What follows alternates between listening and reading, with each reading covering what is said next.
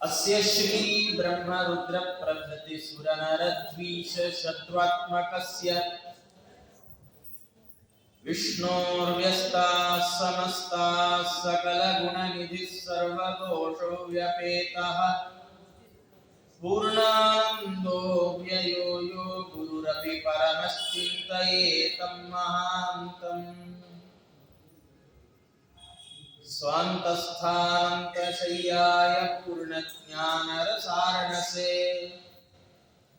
उत्तुङ्गवाक्तरङ्गाय मध्वदुग्धाब्धये नमः। मूकोऽपि यत्प्रसादेन मुकुन्दशयनायते राजराजायते रिक्तो राघवेन्द्रं तमाश्रये। तपस्वाध्याय शुश्रूषा कृष्णपूजारतं मुनिं विश्वेशमिष्टदं वन्दे परिव्राट् चक्रवर्तिनम् आपादमौलिपर्यन्तं गुरूणामाकृतिं स्मरेत् तेन विघ्नाः प्रणश्यन्ति सिद्ध्यन्ति च मनोरथाः। स्वस्त्यस्तु सतां श्री गुरुभ्यो नमः।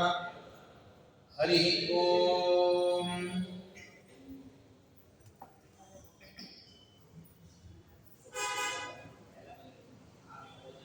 ಸನ್ನಿಧಾನದಲ್ಲಿ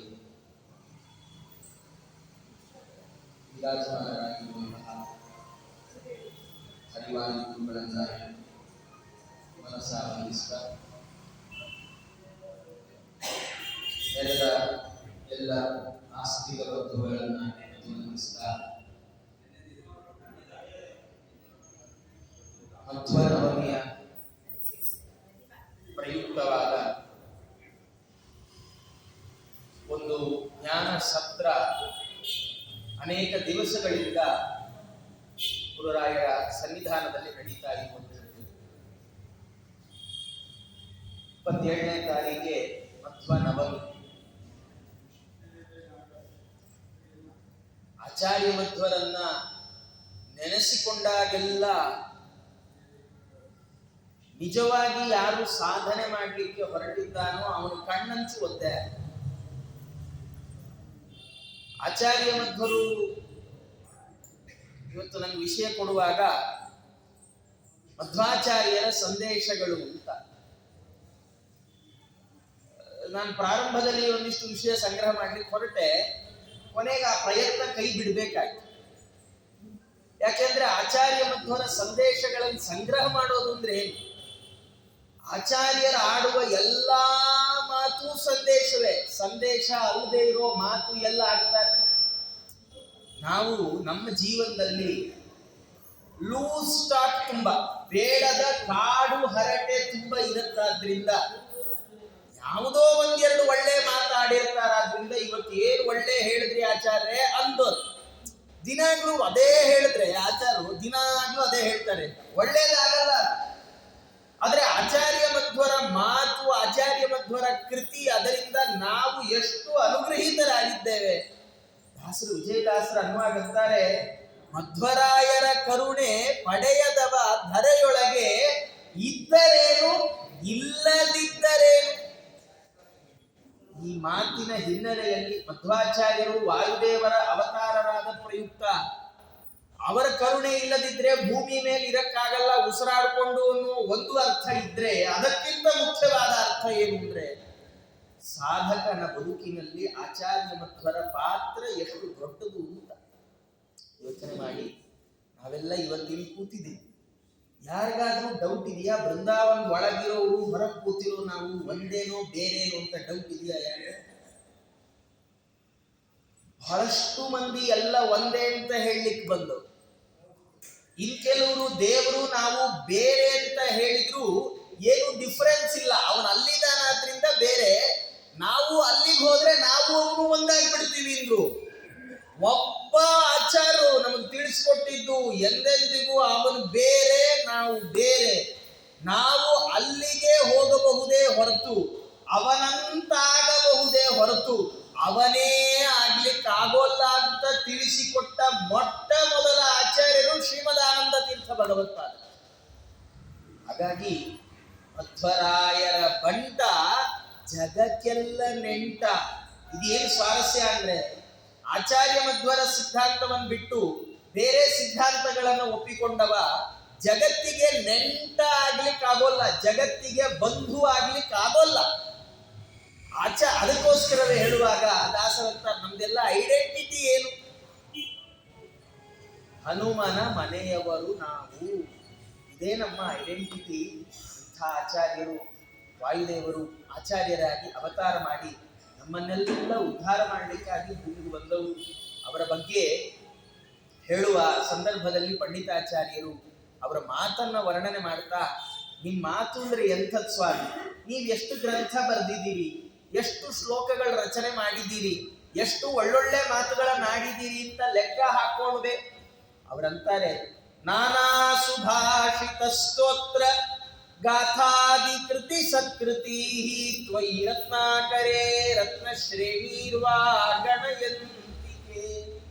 ಸ್ವಾಮಿ, ನಿಮ್ಮ ಮಾತುಗಳಲ್ಲಿ ಒಳ್ಳೆಯದ್ದು ಎಷ್ಟಿದೆ ಅಂತ ಲೆಕ್ಕ ಹಾಕ್ತಾ ಕೂತ್ರೆ ಸಮುದ್ರದಲ್ಲಿ ರತ್ನಗಳನ್ನ ಲೆಕ್ಕ ಹಾಕಿದಂತೆ. ಯಾರಾದ್ರೂ ಸಮುದ್ರದಲ್ಲಿ ಎಷ್ಟು ಮುತ್ತು ಎಷ್ಟು ರತ್ನ ಇದೆ ಅಂತ ಲೆಕ್ಕ ಹಾಕ್ತಾರೇನು? ಹಾಕಿದ್ರೆ ಮುಗಿಯೋ ಕೆಲಸವೇನು? ಅವರಂತಾರೆ, ಪಂಡಿತಾಚಾರ್ಯರು ಆಚಾರ್ಯರನ್ನ ಕಣ್ಣಾರೆ ಕಂಡವರು, ಅವರಂತಾರೆ, ನಿಮ್ಮ ಪ್ರತಿಯೊಂದು ಮಾತು ಒಂದೊಂದು ಮುತ್ತಿದ್ದಂತೆ. ಹಾಗಾಗಿ ಅಂಥ ಆಚಾರ್ಯರ ಸತ್ಸಿದ್ಧಾಂತ ಏನು, ಅದರ ಏನು ಸಂದೇಶ, ಆಚಾರ್ಯರು ಮುಖ್ಯವಾಗಿ ತಿಳಿಸಿಕೊಟ್ಟದ್ದು ಏನು, ಏನನ್ನ ಹೇಳಲಿಕ್ಕೆ ಆಚಾರ್ಯರು ಸತ್ಯಲೋಕದಿಂದ ಇಳ್ಕೊಂಡು ಬಂದ್ರು. ನೋಡಿ, ಆಚಾರ್ಯರು ಪ್ರವಚನಕ್ಕೆ ಬರುವಾಗ ಎಲ್ಲೋ ಕತ್ರಿಗುಪ್ಪೆಯಿಂದ ಬರ್ತಾರೆ ಅಂದ್ರೇನೆ ಅತಿ ದೂರನ ಅನ್ಸುತ್ತೆ. ಅಂಥದ್ರಲ್ಲಿ ಮಧ್ವಾಚಾರ್ಯರು ಸತ್ಯಲೋಕದಿಂದ ಬಂದ್ರಲ್ಲ. ಸತ್ಯಲೋಕೇಶ್ವರ ಪ್ರಾಣೋ ಯತ್ರಾವಾತರ ದುತ್ಸುಕ. ಯಾಕೆ ಬಂದ್ರು ಆಚಾರ್ಯರು? ಹಾಗಾದ್ರೆ ಸತ್ಯಲೋಕದಿಂದ ಬಂದ ಆಚಾರ್ಯರು ಇಲ್ಲಿಯವರೆಗೂ ಬರಬೇಕಾದ್ರೆ ನಮ್ಮ ಮೇಲೆ ಅವರಿಗೆ ಏನಿತ್ತು? ಅವರ ಸ್ವಾರ್ಥ ಇರಲಿಲ್ಲ ಅಲ್ಲ. ವಾಯುದೇವರ ಸ್ವಾರ್ಥ ಏನಿತ್ರಿ ಭೂಲೋಕಕ್ಕೆ ಬರ್ಲಿಕ್ಕೆ? ಭಗವಂತ ಆದೇಶ ಮಾಡಿದ, ಆದೇಶ ಮೌಲಿ ಮಣಿ ಮುಜ್ವಲ ವರ್ಣಮೇನಂ ಬದ್ಧಾಂಜಲಿರ್ ಮರುದನರ್ಘ ಮಧತ್ತ ಮೂರ್ಧನ. ಭಗವಂತನ ಆದೇಶವನ್ನ ಕೈ ಮುಗಿದು ತಲೆ ಮೇಲೆ ಹೊತ್ತರಂತೆ. ತಲೆ ಮೇಲೆ ಹೊತ್ತು ಭೂಮಿಗೆ ಬಂದ್ರು. ಬಂದದ್ಯಾಕೆ ಅಂದ್ರೆ, ಪಾಪ ಯಾರು ನಿಜವಾಗಿ ಸಾಧನೆ ಮಾಡಬೇಕು ಅಂತ ಹೊರಟಿದಾರಲ್ಲ, ಅವರಿಗೆ ಸಾಧನೆ ಮಾಡುವ ದಾರಿಯೇ ಗೊತ್ತಿಲ್ಲ. ದಾರಿ ಗೊತ್ತಿಲ್ಲದೆ ಇರುವ ನಮಗೇನು ಕಣ್ಣು ಕುರುಡಿಲ್ಲ, ಒಳ್ಳೆ ಕಣ್ಣೇ ಇತ್ತು. ಆದ್ರೆ ಈ ಕಣ್ಣು ಚರ್ಮ ಚಕ್ಷುಸ್ಸು ಹೊರಗಿಂದ ಏನ್ ಬೇಕಾದ್ರೂ ನೋಡುತ್ತೆ. ಕೆಲವು ಸರ್ತಿ ಅದು ಕಷ್ಟ, ಸ್ವಲ್ಪ ವಯಸ್ಸಾಗ್ತಾ ಆಗ್ತಾ ದೂರಕ್ಕೆ ಕಾಣಲ್ಲ, ಹತ್ರಕ್ಕೆ ಕಾಣಲ್ಲ, ಎಲ್ಲ ಬಂದ್ಬಿಡುತ್ತೆ. ಆದ್ರೆ ನಿಜವಾಗಿ ನಮ್ಗೆ ಈ ಕಣ್ಣು ಯೂಸ್ಲೆಸ್. ಈ ಕಣ್ಣಿನಿಂದ ನಮ್ಗೆ ಸಾಧನೆ ಆಗೋಲ್ಲ. ಸಾಧನೆ ಆಗೋದು ಯಾವ್ದ್ರಿಂದ? ನಮ್ಮ ಜ್ಞಾನ ಚಕ್ಷುಸ್ಸಿನಿಂದ. ಅದನ್ನು ಕೊಡ್ಲಿಕ್ಕೆ ಬಂದವರು ಆಚಾರ್ಯ ಮಧ್ವರು. ಹಾಗೆ ಬಂದ್ರಲ್ಲ, ಬಂದವರು ಎಷ್ಟು ತತ್ವಗಳನ್ನು ತಿಳಿಸಿಕೊಟ್ರು. ಅವರಂತಾರೆ, ಭಗವಂತ ನಿಜವಾಗಿ ಎಂಥವನು ಅಂತ ತಿಳಿದಿದ್ದೇ ಆಚಾರ್ಯರಿಂದ. ವ್ಯಾಸತೀರ್ಥರು ಹೇಳುವಾಗ, ಆನಂದ ತೀರ್ಥೋಪದಿಷ್ಟೋ ನಿಧಿರ್ ನಾರಾಯಣಾತ್ವಯ. ಭಗವಂತನನ್ನ ಮೊದಲು ತೋರಿಸಿಕೊಟ್ಟದ್ದೇ ಆನಂದ ತೀರ್ಥ ಭಗವತ್ಪಾದರು. ಆನಂದ ತೀರ್ಥ ಭಗವತ್ಪಾದಾಚಾರ್ಯರಿಲ್ಲದಿದ್ರೆ ದೇವರು ನಮಗೆ ಸಿಗ್ತಾನೇ ಇರಲಿಲ್ಲ. ಇಂಥ ಭಗವಂತನನ್ನ ತೋರಿಸಿಕೊಟ್ರಲ್ಲ, ಆ ಭಗವಂತನನ್ನ ಆಚಾರ್ಯ ಹೇಳುವಾಗ ಅಂತಾರೆ, ನೋಡಿ ಭಗವಂತ ಎಂಥವನು ಗೊತ್ತೋ? ದೇವರನ್ನು ಏನು ಅಂತ ತಿಳ್ಕೊಳ್ಬೇಕು. ಎಲ್ರಿಗೆ ಇರುವ ಸಂಶಯ, ದೇವರು ಅಂದ್ರೇನು? ಕೆಲವರು ಅಂತಾರೆ, ಇವ್ ನಮಗೂ ದೇವ್ರಿಗೂ ಆಗ ಬರಲ್ಲ ಆಚಾರ್ಯ. ಯಾಕೆ ಆಗ ಬರಲ್ಲ? ದೇವರು ಬಹಳ ಮಡಿ, ಬಹಳ ದೂರ. ಹೌದಾ? ಯಾರು ಹೇಳಿದ್ರು? ಯಥಾಕಾಶ ಸ್ಥಿತೋ ನಿತ್ಯಂ, ಕೃಷ್ಣ ಭಗವದ್ಗೀತೆಯಲ್ಲಿ ಹೇಳಿದ ಮಾತು. ಯಥಾಕಾಶ ಸ್ಥಿತೋ ನಿತ್ಯಂ ವಾಯು ಸರ್ವತ್ರ ಗೋ ಮಹಾನ್. ಗಾಳಿ ಎಲ್ಲ ಕಡೆ ಇದೆ. ಗಾಳಿ ಇಲ್ಲದೆ ಇರೋ ಜಾಗ ಯಾವುದು? ಎಲ್ಲ ಕಡೆ ಗಾಳಿ ಇದೆ. ಗಾಳಿ ಇಲ್ಲದೆ ನಾವು ಬದುಕೋದು ಹೇಗೆ? ಹಾಗಾದ್ರೆ ಗಾಳಿ, ಒಳ್ಳೆ ಹೂವಿನ ತೋಟ, ಅದರ ಮೇಲೂ ಗಾಳಿ ಬೀಸತ್, ಅಲ್ಲೂ ಗಾಳಿ ಇದೆ. ಕೆಟ್ಟ ದುರ್ವಾಸನೆ ಬೀರುವ ಕೊಚ್ಚೆ ಗುಂಡಿ, ಅಲ್ಲಿಯೂ ಗಾಳಿ. ಒಳ್ಳೆ ಹೂತೋಟದ ಮೇಲೆ ಬೀಸಿದ ಗಾಳಿ ನಮ್ಮ ಮೂಗಿಗೆ ಬಂದ್ರೆ ಮೂಗನ್ನ ನಾವು ಅರಳಿಸ್ತೇವೆ, ಆಹಾಹಾ ಏನು ಸುವಾಸನೆ, ಏನು ಫ್ರೇಗ್ರೆನ್ಸ್ ಇದು. ಅದೇ ಕೊಚ್ಚೆ ಗುಂಡಿ ಮೇಲೆ ಹೋಗುವ ಗಾಳಿ ಬಂದ್ರೆ ಮೂಗು ಮುಚ್ಕೊಳ್ತೇವೆ, ಅಪ್ಪ ದುನ್ನಾತ. ಕೊಚ್ಚೆ ಗುಂಡಿ ಮೇಲೆ ಹೋಗಿದ್ಯಾವುದು? ನಾವಲ್ಲ, ಗಾಳಿ. ಹೂವಿನ ತೋಟದಲ್ಲಿ ಓಡಾಡಿದ್ಯಾವುದು? ನಾವಲ್ಲ, ಗಾಳಿ. ಗಾಳಿ ಯಾವತ್ತೂ ಮೂಗು ಅರಳಿಸಲಿಲ್ಲ, ಮೂಗು ಮುಚ್ಚಲಿಲ್ಲ. ಮೂಗು ಮುಚ್ಚಿದವರು ಅರಳಿಸಿದವರು ನಾವು. ಹೇಗೆ ವಾಯು ಎಲ್ಲ ಕಡೆ ಇದ್ದು ಯಾವುದನ್ನು ತನಗಂಟಿಸಿಕೊಳ್ಳಲಾರನು, ಹೇಗೆ ಸೂರ್ಯ ಚಂದ್ರರ ಬೆಳಕು ಬೆಳದಿಂಗಳುಗಳು ಇದು ಅವ್ರ ಮನೆ, ಇದು ಇವ್ರ ಮನೆ, ಆ ಮನೆಗೆ ಮಾತ್ರ ಬೆಳಕು ಕೊಡ್ತೀನಿ, ಈ ಮನೆಗೆ ಬೆಳಕು ಕೊಡೋಲ್ಲ ಅಂತ ಹೇಳೋರು, ಭಗವಂತ ಹಾಗೆ ಸರ್ವವ್ಯಾಪ್ತ, ಎಲ್ಲದರ ಒಳಗಿರುವ ತತ್ವ ಭಗವಂತ. ಹಾಗಾಗಿ ಅವನು ನಮ್ಗೆ ಬೇಡ, ನಮ್ಗೆ ದೇವರದ್ದೇ ನಡೆಯುತ್ತೆ ಅಂತಾನೋ ಅಥವಾ ದೇವರಿಗೂ ನಮಗೂ ದೂರ ಅಂತಲೋ ತಿಳ್ಕೊಂಡ್ರೆ ಅದು ನಮ್ದೇ ತಪ್ಪು ಅಂತ. ಭಗವಂತ ಎಷ್ಟು ಕರುಣಾಮಯ್ಯ. ಅವರಂತಾರೆ ಆಚಾರ್ಯರು, ಶೃಣುತಾಮಲ ಸತ್ಯ ವಚಃ ಪರಮಂ ಶಪಥೇರಿತ ಮುಚ್ಛ್ರಿತ ಬಾಹುಯುಗಂ.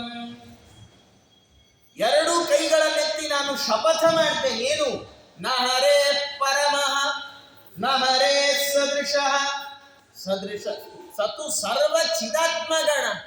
ಭಗವಂತನಿಗೆ ಸಮರಾದವರು ಯಾರಿಲ್ಲ, ದೇವರಿಗಿಂತ ಉತ್ತಮರಾದವರಂತೂ ಯಾರೂ ಇಲ್ಲ. ನಾಸ್ತಿ ನಾರಾಯಣ ಸಮಂ ನ ಭೂತಂ ನ ಭವಿಷ್ಯತಿ ಏತೇನ ಸತ್ಯವಾಕ್ಯೇನ ಸರ್ವಾರ್ಥಾನ್ ಸಾಧಯಾಮಿ. ನಮ್ಗಿಂಥ ದಾರಿಢ್ಯ ಬೇಕು. ಆಚಾರ ಅಂತಾರೆ, ನನಗೆ ಜಗತ್ತಲ್ಲಿ ಗೊತ್ತಿರೋದು ಒಂದೇ, ನನ್ನ ಶಕ್ತಿ ಒಂದೇ, ಏನು ಅಂದ್ರೆ ಸರ್ವೋತ್ತಮನಾದ ಭಗವಂತ ಅನ್ನುವ ಶಕ್ತಿ. ಪ್ರಹ್ಲಾದರಾಜರ ಕಥೆಯನ್ನು ನಾವೆಲ್ಲ ನೆನಪಿಸ್ಕೊಳ್ತೀವಿ. ನಮಗೆ ನಮ್ಮ ಮನೆಗಳಲ್ಲಿ ಪರಿಸ್ಥಿತಿ, ನಮ್ಗೆ ಜ್ವರ ಬಂದ್ರೆ ಅದಕ್ಕೊಂದು ಬೇರೆ ಮಾತ್ರೆ ಇದೆ. ಅದೇ ನಮ್ಗೇನಾದ್ರೂ ಹೊಟ್ಟೆ ಸರಿ ಹೋಗದೆ ಇದ್ರೆ, ಆಸಿಡಿಟಿ ಆದ್ರೆ ಅದಕ್ಕೊಂದು ಬೇರೆ ಮಾತ್ರೆ ಇದೆ. ಡಾಕ್ಟರ್ ಹತ್ರ ಹೋಗಿ, ಡಾಕ್ಟ್ರೇ ನಂಗೆ ಅಸಿಡಿಟಿ ಆಗಿದೆ, ಆದ್ರೆ ನೀವೇನ್ ಮಾತ್ರೆ ಕೊಡಬೇಡಿ, ಹೊತ್ತದ ಜ್ವರ ಕೊಟ್ಟಿದ್ರಲ್ಲ ಅದನ್ನೇ ತಗೊಂಡ್ಬಿಡ್ತೀನಿ ಅಂದ್ರೆ ಬಿಟ್ಟಾರ ಡಾಕ್ಟರ್? ನಮ್ಮ ಹತ್ರ ಒಂದೊಂದು ರೋಗಕ್ಕೆ ಒಂದೊಂದು ಔಷಧ. ತಲೆನೋವಿಗೆ ಹಚ್ಕೊಳ್ಳುವ ಔಷಧವನ್ನ ಗಂಟ್ಲಲ್ಲಿ ಗುಳ್ಳೆ ಆಗಿದೆ ಅಂತ ಹಚ್ಕೊಂಡ್ರೆ ಗುಳ್ಳೆ ವಾಸಿ ಆಗಲ್ಲ, ದೊಡ್ಡದಾಗುತ್ತೆ. ಆದ್ರೆ ಪ್ರಹ್ಲಾದರಾಜರ ಜೀವನ ಚರಿತ್ರೆಯಲ್ಲಿ ನಾವು ನೋಡಬಹುದು, ಅವರಪ್ಪ ಹಿರಣ್ಯಕಶಿಪು ಅವರನ್ನು ದೊಡ್ಡ ಬೆಂಕಿ ಮಧ್ಯೆ ತಳ್ಳದು. ಪ್ರಹ್ಲಾದರಾಜರು ನಾರಾಯಣ ಅಂತಲೇ ಅಂದ್ರು. ಸಮುದ್ರದಲ್ಲಿ ದೂಕಿದ ಪ್ರಹ್ಲಾದರಾಜರು ನಾರಾಯಣ ಅಂತಲೇ ಅಂದ್ರು. ಮೇಲೆ ಪರ್ವತದಿಂದ ಉರುಳಿಸಿದ ಪ್ರಹ್ಲಾದರಾಜರು ನಾರಾಯಣ ಅಂತಲೇ ಅಂದ್ರು. ದೊಡ್ಡ ದೊಡ್ಡ ಹಾವುಗಳ ಮಧ್ಯೆ ಬಿಟ್ಟ ಪ್ರಹ್ಲಾದರಾಜರು ನಾರಾಯಣ. ಯಾವ ಸಮಸ್ಯೆ ಇದ್ರೂ ಪರಿಹಾರ ಒಂದೇ ಆಗಿರಬೇಕು. ಆಚಾರ ಅದನ್ನು ತೋರಿಸಿಕೊಟ್ರು. ಯಾವ ಸಮಸ್ಯೆ ಇದೆ, ಭಗವಂತ ಒಬ್ಬನೇ ಅದಕ್ಕೆ ಪರಿಹಾರ. ಯಾಕೆ ಭಾಗವತ ಹೇಳುತ್ತೆ, ನಾನು ಏನು ಹೇಳಲಿಕ್ಕೆ ಹೊರಟಿದ್ದೇನೆ ಅಂದ್ರೆ, ಆಚಾರ ಒಂದೊಂದು ಮಾತಾಡುವಾಗ ಇದು ಆಚಾರ ಮಾತು. ನಾಸ್ತಿ ನಾರಾಯಣ ಸಮಂ ನ ಭೂತಂ ನ ಭವಿಷ್ಯತಿ. ಹಿಂದಿರಲಿಲ್ಲ, ಮುಂದೆ ಬರೋಲ್ಲ, ಈಗಂತೂ ಇಲ್ಲ. ದೇವರಿಗೆ ಸಮವಾದ ವಸ್ತು ಇಲ್ಲ. ಎಲ್ಲ ಸಮಸ್ಯೆಗಳಿಗೆ ಅವನೊಬ್ಬನೇ ಪರಿಹಾರ. ಭಾಗವತ ಹೇಳಕ್ಕಿದನ್ನ. ಭಾಗವತ ಹೇಳುವಾಗ ಒಬ್ಬೊಬ್ಬರು ಒಂದೊಂದನ್ನು ಬಯಸ್ತಾರಲ್ಲ. ಕೆಲವರಿಗೆ ವಿದ್ಯೆ ಬೇಕು ಅಂತಿರುತ್ತೆ, ಕೆಲವರಿಗೆ ವಿದ್ಯೆ ಇಲ್ಲದಿದ್ರೂ ಪರವಾಗಿಲ್ಲ, ಸ್ವಲ್ಪ ಬುದ್ಧಿ ಇರಲಿ ಅಂತಿರುತ್ತೆ, ಕೆಲವರಿಗೆ ಒಳ್ಳೆ ಸಂಪತ್ತು ಬೇಕು ಅಂತಿರುತ್ತೆ, ಕೆಲವರಿಗೆ ಒಳ್ಳೆ ದಾಂಪತ್ಯ ಸಿದ್ಧಿ ಆಗಬೇಕು. ಒಬ್ಬೊಬ್ರಿಗೆ ಒಂದೊಂದು ಆಸೆ. ಸಾಮಾನ್ಯವಾಗಿ ಮಂದಿ ಏನ್ ಮಾಡ್ತಾರೆ, ಒಬ್ಬೊಬ್ರು ಒಂದೊಂದನ್ನ ಬಯಸುವವರಾದ್ರಿಂದ ಅವರವರಿಗೆ ತಕ್ಕ ದೇವತೆಗಳನ್ನ ಅವರವರು ಪೂಜೆ ಮಾಡ್ತಾರೆ. ತುಂಬಾ ವಿದ್ಯೆ ಬರಬೇಕು ಅಂತ ಆಸೆ ಇತ್ತ, ಹಾಗಾದ್ರೆ ರುದ್ರದೇವರನ್ನು ಪೂಜೆ ಮಾಡ್ತಾರೆ. ಯಾಕೆಂದ್ರೆ ಮನಸ್ಸನ್ನ ಗಟ್ಟಿ ಮಾಡಿ ಓದುವ ಕಡೆ ಮನಸ್ಸನ್ನು ಕೊಡುವವರು ಅವರಲ್ಲ. ಚೆನ್ನಾದ ದಾಂಪತ್ಯ ಸಿದ್ಧಿ ಆಗ್ಬೇಕು, ಹಾಗಾದ್ರೆ ಉಮಾದೇವಿಯರನ್ನ ಪೂಜೆ ಮಾಡ್ತಾರೆ. ಸ್ವರ್ಣಗೌರಿ ಆಗೌರಿ ಎಲ್ಲ ಮಾಡ್ತಾರಲ್ಲ ವ್ರತಗಳು, ಎಲ್ಲ ದಾಂಪತ್ಯ ಸಿದ್ಧಿ ಆಗ್ಲಿ ಅಂತ ಮಾಡ್ತಾರೆ. ಇನ್ನು ಒಳ್ಳೆ ಇಂದ್ರಿಯಗಳು ಚೆನ್ನಾಗಿರ್ಬೇಕಾ, ಕಣ್ಣು ಕಿವಿ ಕೈ ಕಾಲು ಎಲ್ಲ ನೆಟ್ಟಿಗಿರ್ಬೇಕಾ, ಹಾಗಾದ್ರೆ ಇಂದ್ರದೇವರನ್ನು ಪೂಜೆ ಮಾಡ್ತಾರೆ. ಆದ್ರೆ ಭಾಗವತ ಹೇಳುತ್ತೆ, ಅಕಾಮಃ ಸರ್ವಕಾಮೋವ ಮೋಕ್ಷ ಕಾಮ ಉದಾರಧೀಹಿ ತೀವ್ರೇಣ ಭಕ್ತಿ ಯೋಗೇನ ಯಜೇತ ಪುರುಷಂ ಪರಂ. ನಿಮಗೆ ಎಲ್ಲ ಸಿಗಬೇಕಾ, ಹಾಗಾದ್ರೆ ಒಬ್ಬನನ್ನು ಉಪಾಸನೆ ಮಾಡಿ ಸಾಕು. ಒಂದೊಂದಕ್ಕೂ ಒಬ್ಬೊಬ್ಬರನ್ನು ಉಪಾಸನೆ ಮಾಡಬೇಡ್ರಿ. ಎಲ್ಲ ಸಮಸ್ಯೆಗಳಿಗೆ, ಎಲ್ಲ ಅಭಿಲಾಷೆಗಳಿಗೆ ತೀರ ಯಾವುದು, ಪರಿಹಾರ ಯಾವುದು ಅಂದ್ರೆ ಭಗವಂತನ ನಾಮ. ಅದನ್ನೊಂದು ಬಾಯಿ ತುಂಬಾ ಹೇಳಬೇಕು. ಆಚಾರ ಅಂತಾರೆ, ನಮ್ಮನ್ನು ನೋಡಿ ಹಾಸ್ಯ ಮಾಡ್ತಾರೆ ಆಚಾರ. ಅವ್ರು ಅಂತಾರೆ, ನಾರಾಯಣೇತಿ ಮಂತ್ರೋಸ್ತಿ ವಾಗಸ್ತಿ ವಶವರ್ತಿನಿ ತಥಾಪಿ ನರಕೆ ಘೋರೆ ಪತಂತಿ ಏತದದ್ಭುತ. ಅವರಂತಾರೆ, ಅಲ್ಲಪ್ಪ, ನಂಗೆ ಈ ನರಕಕ್ಕೆ ಹೋಗೋ ಮನುಷ್ಯರನ್ನ ನೋಡಿದ್ರೆ ಭಾರಿ ಆಶ್ಚರ್ಯ ಆಗುತ್ತೆ. ಜಗತ್ತಿನ ಭಾರಿ ದೊಡ್ಡ ಆಶ್ಚರ್ಯ ಏನು ಅಂದ್ರೆ ಮನುಷ್ಯ ನರಕಕ್ಕೆ ಹೋಗ್ತಾನೆ. ಅಲ್ಲ, ಅದೇನು ಆಶ್ಚರ್ಯ ಆಚಾರ್ಯ? ಅವ್ರು ಅಂತಾರೆ, ಅಲ್ಲಪ್ಪ, ನಾರಾಯಣ ಅಂತ 4 ಅಕ್ಷರದ ಮಂತ್ರ ಇದೆಯೋ ಇಲ್ಲೋ, ದೇವರು ನಾಲಿಗೆಯನ್ನ ಹಿಡಿತದಲ್ಲಿ ಇಟ್ಟಿದಾನೋ ಇಲ್ಲೋ, ಹಾಗಾದ್ರೆ ಬಾಯಿ ತುಂಬಾ ನಾರಾಯಣ ನೀ ನರಕದಿಂದ ಮುಕ್ತರಾಗಿ ಇಷ್ಟಿದ್ರು ನರಕಕ್ಕೆ ಅದು ಹೆಂಗ್ ಹೋಗ್ತೀವಿ ನಂಗೆ ಅರ್ಥನೇ ಆಗ್ತಾ ಇಲ್ಲ ಅಂತ. ನರಜನ್ಮ ಬಂದಾಗ, ನಾಲಿಗೆ ಇರುವಾಗ ಕೃಷ್ಣ ಏನಬಾರದೆ. ದಾಸರು ನೋಡಿ ತಾಯಿ ಮಗುಗೆ ಹೇಳಿದ ಹಾಗೆ ಅವ್ರಂತಾರೆ, ಅಲ್ಲ ಯಾಕೆ ಕೃಷ್ಣ ಅನ್ಬೇಕು? ಕೃಷ್ಣನ ನೆನೆದರೆ ಕಷ್ಟ ಒಂದಿಷ್ಟೂ ಇಲ್ಲ. ಕೃಷ್ಣ ಎನ್ನಬಾರದೆ. ಅದನ್ನು ಆಚಾರ್ಯ ಹೇಳಿತು, ಭಗವಂತನ ನಾಮ ಸಂಕೀರ್ತನೆಯನ್ನ ಮಾಡ್ತಾ ಇರಬೇಕು, ಭಗವಂತನನ್ನ ಕೊಂಡಾಡ್ತಾ ಇರಬೇಕು, ಭಗವಂತ ಸರ್ವೋತ್ತಮ ಅಂತ ಯಾವಾಗಲೂ ಚಿಂತನೆ ಮಾಡಬೇಕು. ಏನ್ ಗ್ಯಾರಂಟಿ? ನಮ್ಗೆಲ್ಲ ಇವತ್ತಿಗೆ ನಾವೆಲ್ಲ ದೇವರು ದೊಡ್ಡವರು ನಮ್ಮ ಮನೆಯಲ್ಲೆಲ್ಲ ಹೇಳ್ಕೊಂಡು ಬಂದ್ರು, ನಾವು ಒಪ್ಕೊಂಡಿದ್ದೀವಿ, ನಮ್ಗೆ ಅನುಭವಕ್ಕೂ ಬಂದಿದೆ. ಆದ್ರೆ ಇವತ್ತಿನ ಮಕ್ಕಳು ಇಷ್ಟು ಸುಲಭಕ್ಕೆ ಒಪ್ಕೊಳ್ಳೋದು. ದೇವರು ಸರ್ವೋತ್ತಮ ಏನ್ ಗ್ಯಾರಂಟಿ? ಯಾಕಂದ್ರೆ ಮಕ್ಕಳಿಗೆ ಇವತ್ತು ಈ ಟಿವಿ ಮೊಬೈಲ್ಗಳು ಅದರಲ್ಲೆಲ್ಲ ಹೆಚ್ಚು ಆಸಕ್ತಿ ಸಹಜ. ಏನ್ ಗ್ಯಾರಂಟಿ? ದೇವರು ಎಲ್ಲರಿಗಿಂತ ದೊಡ್ಡವ ಅಂತ ಏನ್ ಗ್ಯಾರಂಟಿ? ನಾವ್ ಯಾಕೆ ದೇವರಲ್ಲ? 2 ಪ್ರಶ್ನೆ. ಮಧ್ವಾಚಾರ್ಯ ಉತ್ತರ ಕೊಟ್ಬಿಟ್ಟಿದ್ದಾರೆ, ನಮ್ಗೇನು ಕೆಲಸವೇ ಇಲ್ಲ. ಅವರಂತಾರೆ, ಯದಿ ನಾಮ ಪರೋ ನ ಭವೇತ್ ಸಹರಿ ಕಥಂ ಅಸ್ಯ ವಶೇ ಜಗದೇ ತದಭೂ. ಈ ಜಗತ್ತು ನಮ್ಮ ವಶದಲ್ಲಿಲ್ಲ, ಅದಂತೂ ಗ್ಯಾರಂಟಿ. ಯಾಕೆ? ಊಟ ಮಾಡುವಾಗ ಮೈಸೂರು ಪಾಕ್ ಭಾರಿ ಇಷ್ಟದಲ್ಲಿ ತಿನ್ನಕ್ ಹೋಗಿ ಮಧ್ಯದಲ್ಲಿ ನಮ್ಮ ನಾಲ್ಗೆನೆ ಕಚ್ಕೊಳ್ಳೋ ಬೇಕಾದಷ್ಟು ಪ್ರಸಂಗಗಳಿವೆ. ಮೈಸೂರು ಪಾಕ್ಗೂ ನಮ್ಮ ಬಾಯಿಯೊಳಗಿರೋ ನಾಲ್ಗೆಗೂ ವ್ಯತ್ಯಾಸ ಗೊತ್ತಾಗದೇ ಇರುವಷ್ಟು ಸ್ವತಂತ್ರರನ್ನ ಅಲ್ವೇ? ಹಾಗಾಗಿ ಈ ಜಗತ್ತು ನಮ್ಮ ಅಧೀನದಲ್ಲಿಲ್ಲ, ನಮ್ಗೆ ಗೊತ್ತಿಲ್ಲ. ನಮ್ಮ ಕಂಟ್ರೋಲ್ ಅಲ್ಲಿ ಈ ಜಗತ್ತಿಲ್ಲ ಅಂದ್ರೆ ಯಾರ್ದೋ ಒಬ್ಬನ ಕಂಟ್ರೋಲ್ ಅಲ್ಲಂತೂ ಇರ್ಬೇಕಲ್ಲ. ಅಲ್ಲ, ಯಾರಿಗೋ ಕಂಟ್ರೋಲ್ ಯಾಕೆ ಆಚಾರ್ಯ? ನಾವೇ ಕಂಟ್ರೋಲ್ ಕೈ ತಗೊಂಡ್ಬಿಡೋಣ. ಅಲ್ಲಪ್ಪ ನೋಡಿ, ಅವ್ರು ಹೇಳ್ತಾರೆ ಆಚಾರ್ಯರು, ಒಂದು ವೇಳೆ ಇಡೀ ಜಗತ್ತು ದೇವರ ಅಧೀನದಲ್ಲದೆ ನಮ್ದೇ ಅಧೀನದಲ್ಲಿದ್ರೆ ನಮಗ್ ದುಃಖ ಯಾಕಪ್ಪ ಬರುತ್ತೆ? ನಮಗ್ ದುಃಖ ಯಾಕೆ ಬರುತ್ತೆ? ಯಾರಾದ್ರೂ ರಸ್ತೆಯಲ್ಲಿ ಹೋಗುವಾಗ ದಿವಸ ಮನೆಗೆ ಸೇಫ್ ಆಗಿ ನಡ್ಕೊಂಡು ಹೋಗಿ ಬೇಜಾರಾಗಿದೆ, ಇವತ್ತಾದ್ರೂ ಒಂದ್ ಗಾಡಿ ಬಂದು ಗುದ್ದಬಾರ್ದೆ ಅಂತ ಯಾರು ಅನ್ಕೊಳ್ತೀವ? ಅನ್ಕೊಳ್ಳಲ್ಲ. 100 ಸರ್ತಿ ಮನೆಯಿಂದ ಮಠದಿಂದ ಮನೆಗೆ ಹೋದ್ರು 101ನೇ ಸತಿನೂ ದೇವ್ರೆ ಕ್ಷೇಮವಾಗಿ ಮನೆ ತಲುಪ್ಸಪ್ಪ ಅನ್ಕೊಂಡೇ ಹೋಗ್ತೀವಿ. ಜಗತ್ತಲ್ಲಿ ಯಾರೂ ದುಃಖವನ್ನು ಬಯಸೋಲ್ಲ, ಹೌದಾ? ಯಾರೂ ದುಃಖವನ್ನ ಬಯಸದೇ ಇದ್ರೂ ನಮಗೆ ಬೇಕಾದಷ್ಟು ದುಃಖ ಬರುತ್ತೆ, ಅದು ಹೌದಾ? ಹಾಗಾದ್ರೆ ನಮ್ಮ ಅಧೀನದಲ್ಲಿಲ್ಲದ ಯಾವುದೋ ಒಂದು ವಸ್ತು ಇದೆ, ನಮಗೆ ಸುಪ್ರೀಂ, ನಮಗಿಂತ ಮೇಲಿನ ಒಂದು ವಸ್ತು ಇದೆ.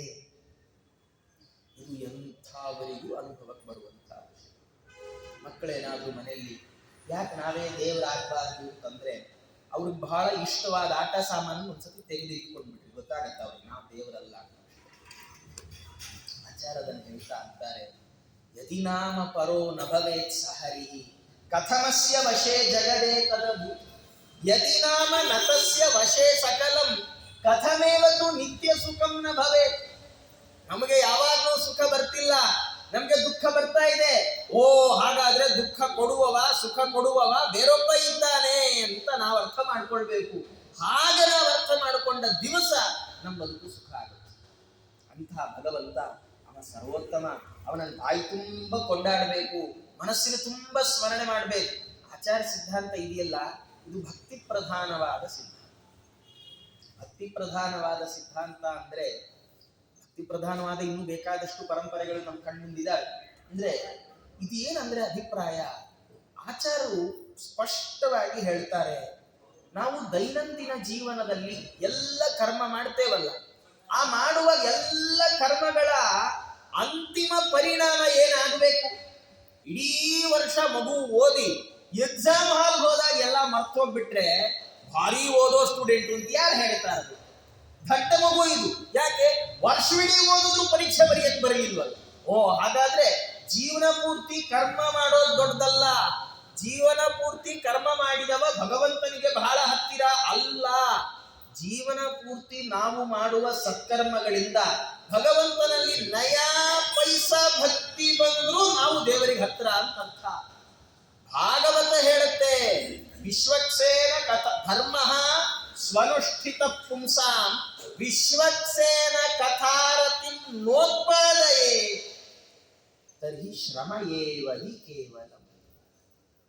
ನಾವು ಮಾಡಿದ ಧರ್ಮ ಕರ್ಮಗಳು ಭಗವಂತನಲ್ಲಿ ಭಕ್ತಿಯನ್ನ, ಭಗವತ್ ಕಥೆಯಲ್ಲಿ ಆಸಕ್ತಿಯನ್ನು ಹುಟ್ಟಿಸದೇ ಇದ್ರೆ ನಾವು ಮಾಡಿದ ಕರ್ಮ ಎಲ್ಲ ವೇಸ್ಟ್, ಶ್ರಮ ಅಷ್ಟೇ. ಏನು ವಿಷ್ಣು ಪಂಚಕ ಮಾಡಿದ್ದೇನು, ಭೀಷ್ಮ ಪಂಚಕ ಮಾಡಿದ್ದೇನು, ಎಲ್ಲ ವ್ರತಗಳನ್ನು ಮಾಡ್ತೇವೆ. ಒಂದ್ ದಿವಸ ಮಠಕ್ಕೆ ಬಂದು ಪ್ರವಚನ ಕೇಳ್ರಿ ಅಂದ್ರೆ ಅಯ್ಯೋ ಅಲ್ಲೆಲ್ಲ ಯಾರು ಬರ್ತಾರೆ ಆಚಾರ್ಯ ಅಂದ್ವೋ, ಹಾಗಾದ್ರೆ ನಮ್ಮ ಕರ್ಮ ಸರಿಯಾಗಿ ಸಲ್ಲಿಲ್ಲ, ಭಗವಂತನಿಗೆ ತಲುಪಲಿಲ್ಲ ಅಂತ. ದೇವರಲ್ಲಿ ಭಕ್ತಿ ಬರದೇ ಇದ್ರೆ ಮಾಡಿ ಎಲ್ಲ ವ್ಯರ್ಥ. ಹಾಗಾಗಿ ಏನ್ ಮಾಡ್ಬೇಕು?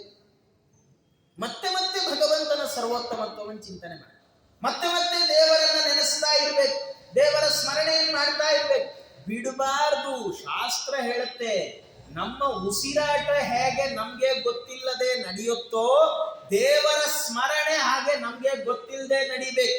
ಎಷ್ಟೋ ಸರ್ತಿ ಸಂಧ್ಯಾವನೆ ಮಾಡ್ತಾ ಕೂತಿರ್ತೀವಿ, ಸಂಧ್ಯಾವನೆ ಅರ್ಘ್ಯ ಎಲ್ಲ ಮುಗ್ದೋಗಿರುತ್ತೆ, ಅರ್ಘ್ಯ ಪ್ರದಾನ ಮುಗಿಸಿ ಇನ್ನೇನು ಗಾಯತ್ರಿ ಜಪಕ್ಕೆ ಹೋಗ್ಬೇಕು, ಎಲ್ಲೋ ತಲೆ ಆ ಕಡೆ ಈ ಕಡೆ ಹೋದ್ರೆ ವಾಪಸ್ ಸಂಕಲ್ಪದಿಂದ ಶುರು ಮಾಡಿ ವಾಯುಸ್ತುತಿ ಹೇಳ್ತಾ ಇರ್ತೀವಿ.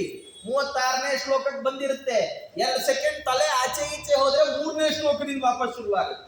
ನಮ್ಗೆ ಗೊತ್ತಿಲ್ಲದೆ ಪುನಶ್ಚರಣೆ, ವಾಯುದೇವರ ವಿಶೇಷ ಅನುಗ್ರಹಕ್ಕೋಸ್ಕರ ಬೇಕಾದಷ್ಟು ಆಗೋಗತ್ತಿಗೆ. ಎಷ್ಟೋ ಬಾರಿ ಹೆಣ್ಮಕ್ಳಿಗೆ ಅನುಭವ ಆಗಿರ್ಬೋದು, ಅಡಿಗೆ ಮಾಡ್ತಾ ಮಾಡ್ತಾ ಲಕ್ಷ್ಮೀ ಶೋಭಾನ ಹೇಳೋಣ ಅಂತ ಕೂತಿರೋದು, ಅಡಿಗೆ ಮುಗಿದ್ರು ಲಕ್ಷ್ಮೀ ಶೋಭಾನವೇ ಮುಗಿಯೋದು. ಅದು ಏನ್ ಬರೆದ್ಬಿಟ್ರೋ ವಾದಿರಾಜ ಸ್ವಾಮಿಗಳು ಆಮೇಲೆ ಅನ್ಕೊಳ್ಳೋದು. ನಮ್ಮ ಜೀವನದಲ್ಲಿ ಗಮನ ಇದ್ರೆ ಮಾತ್ರ ಭಗವಂತನ ಕಡೆ ಹೋಗುವ ಸ್ವಭಾವ. ಗಮನ ಇಲ್ಲದೆ ಇದ್ರೆ ದೇವರ ಕಡೆ ನಮ್ಮ ಮನಸ್ಸು ಹೋಗಲ್ಲ.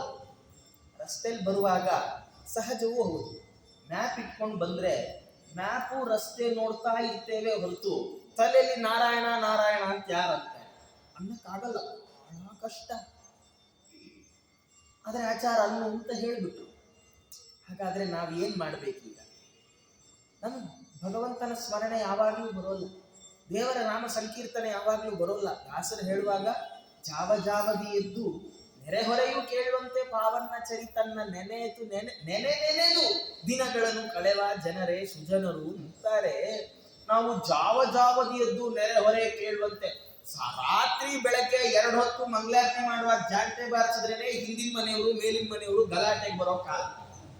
ಅಂಥದ್ರಲ್ಲಿ ಜಾವ ಜಾವ ಎದ್ದು ನೆರೆಹೊರೆ ಕೇಳುವಂತೆ ದೇವ್ರ ಹೆಸರೇನಾರು ಹೇಳಿದ್ರೆ ನೀವು ಟೆನೆಂಟ್ ಆಗೋದು ಬೇಡ, ನಿಮ್ ಬಾಡಿಗೆನೂ ಬೇಡ, ಆಚೆಗೋಗಿ ಇರ್ತಾರೆ ಓನರ್.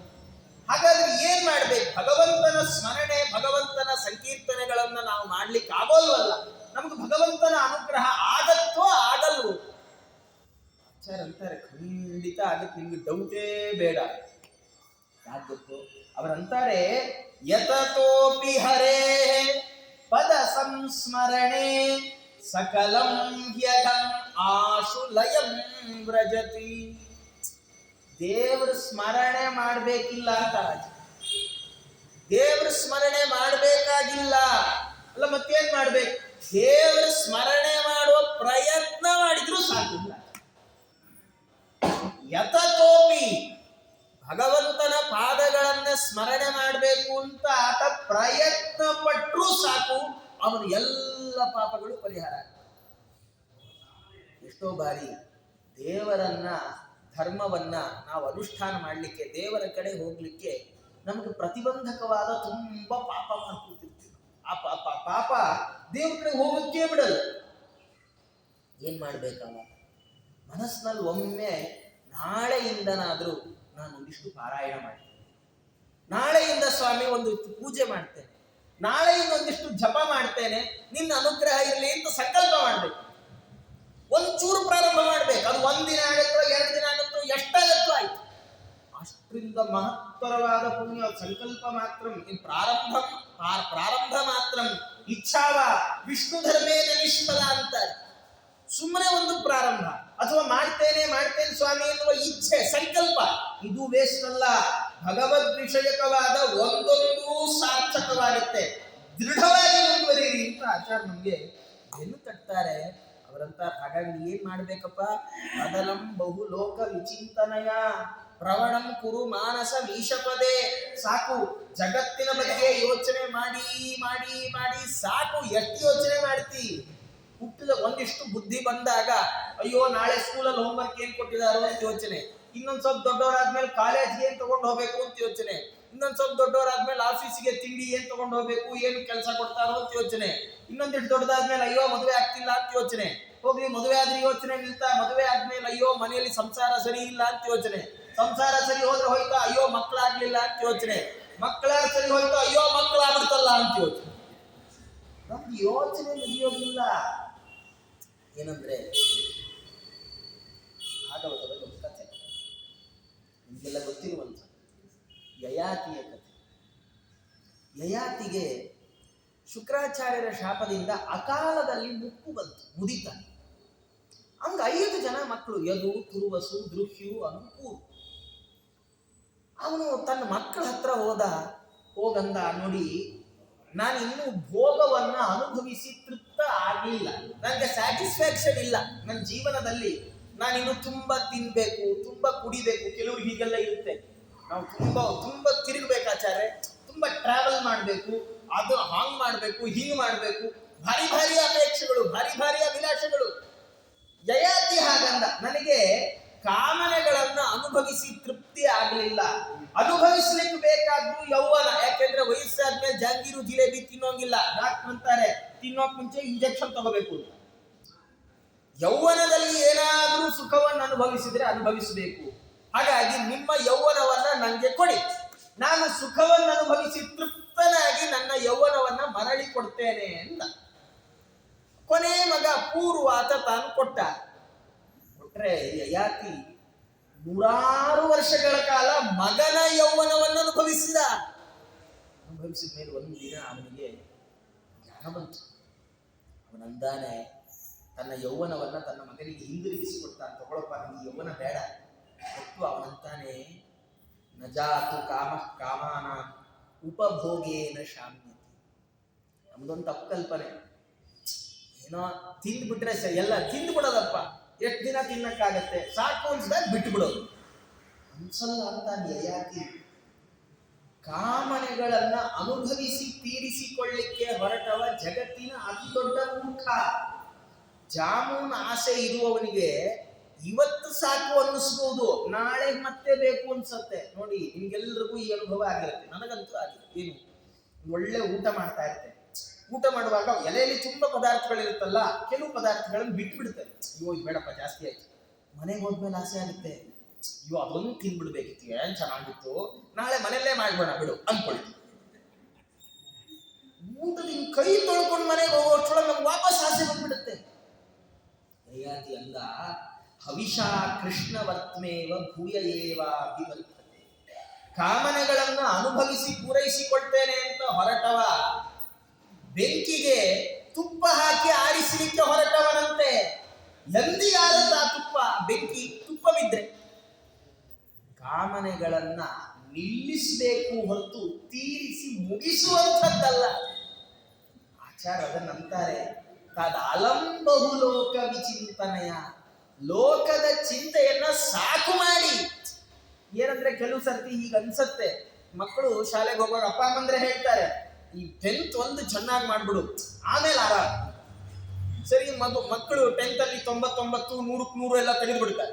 ತೆಗೆದ್ಮೇಲೆ ಬಿಡ್ತೀವ ನಾವು? ಇಲ್ಲ, ಒಳ್ಳೆ ಕಾಲೇಜಿಗೆ ಸೇರಿಸ್ಬಿಟ್ಟು ಹೇಳ್ತೀವಿ PUC ಒಂದು ಮುಗಿಸ್ಬಿಡು, ಆಮೇಲೆ ಆರಾಮು.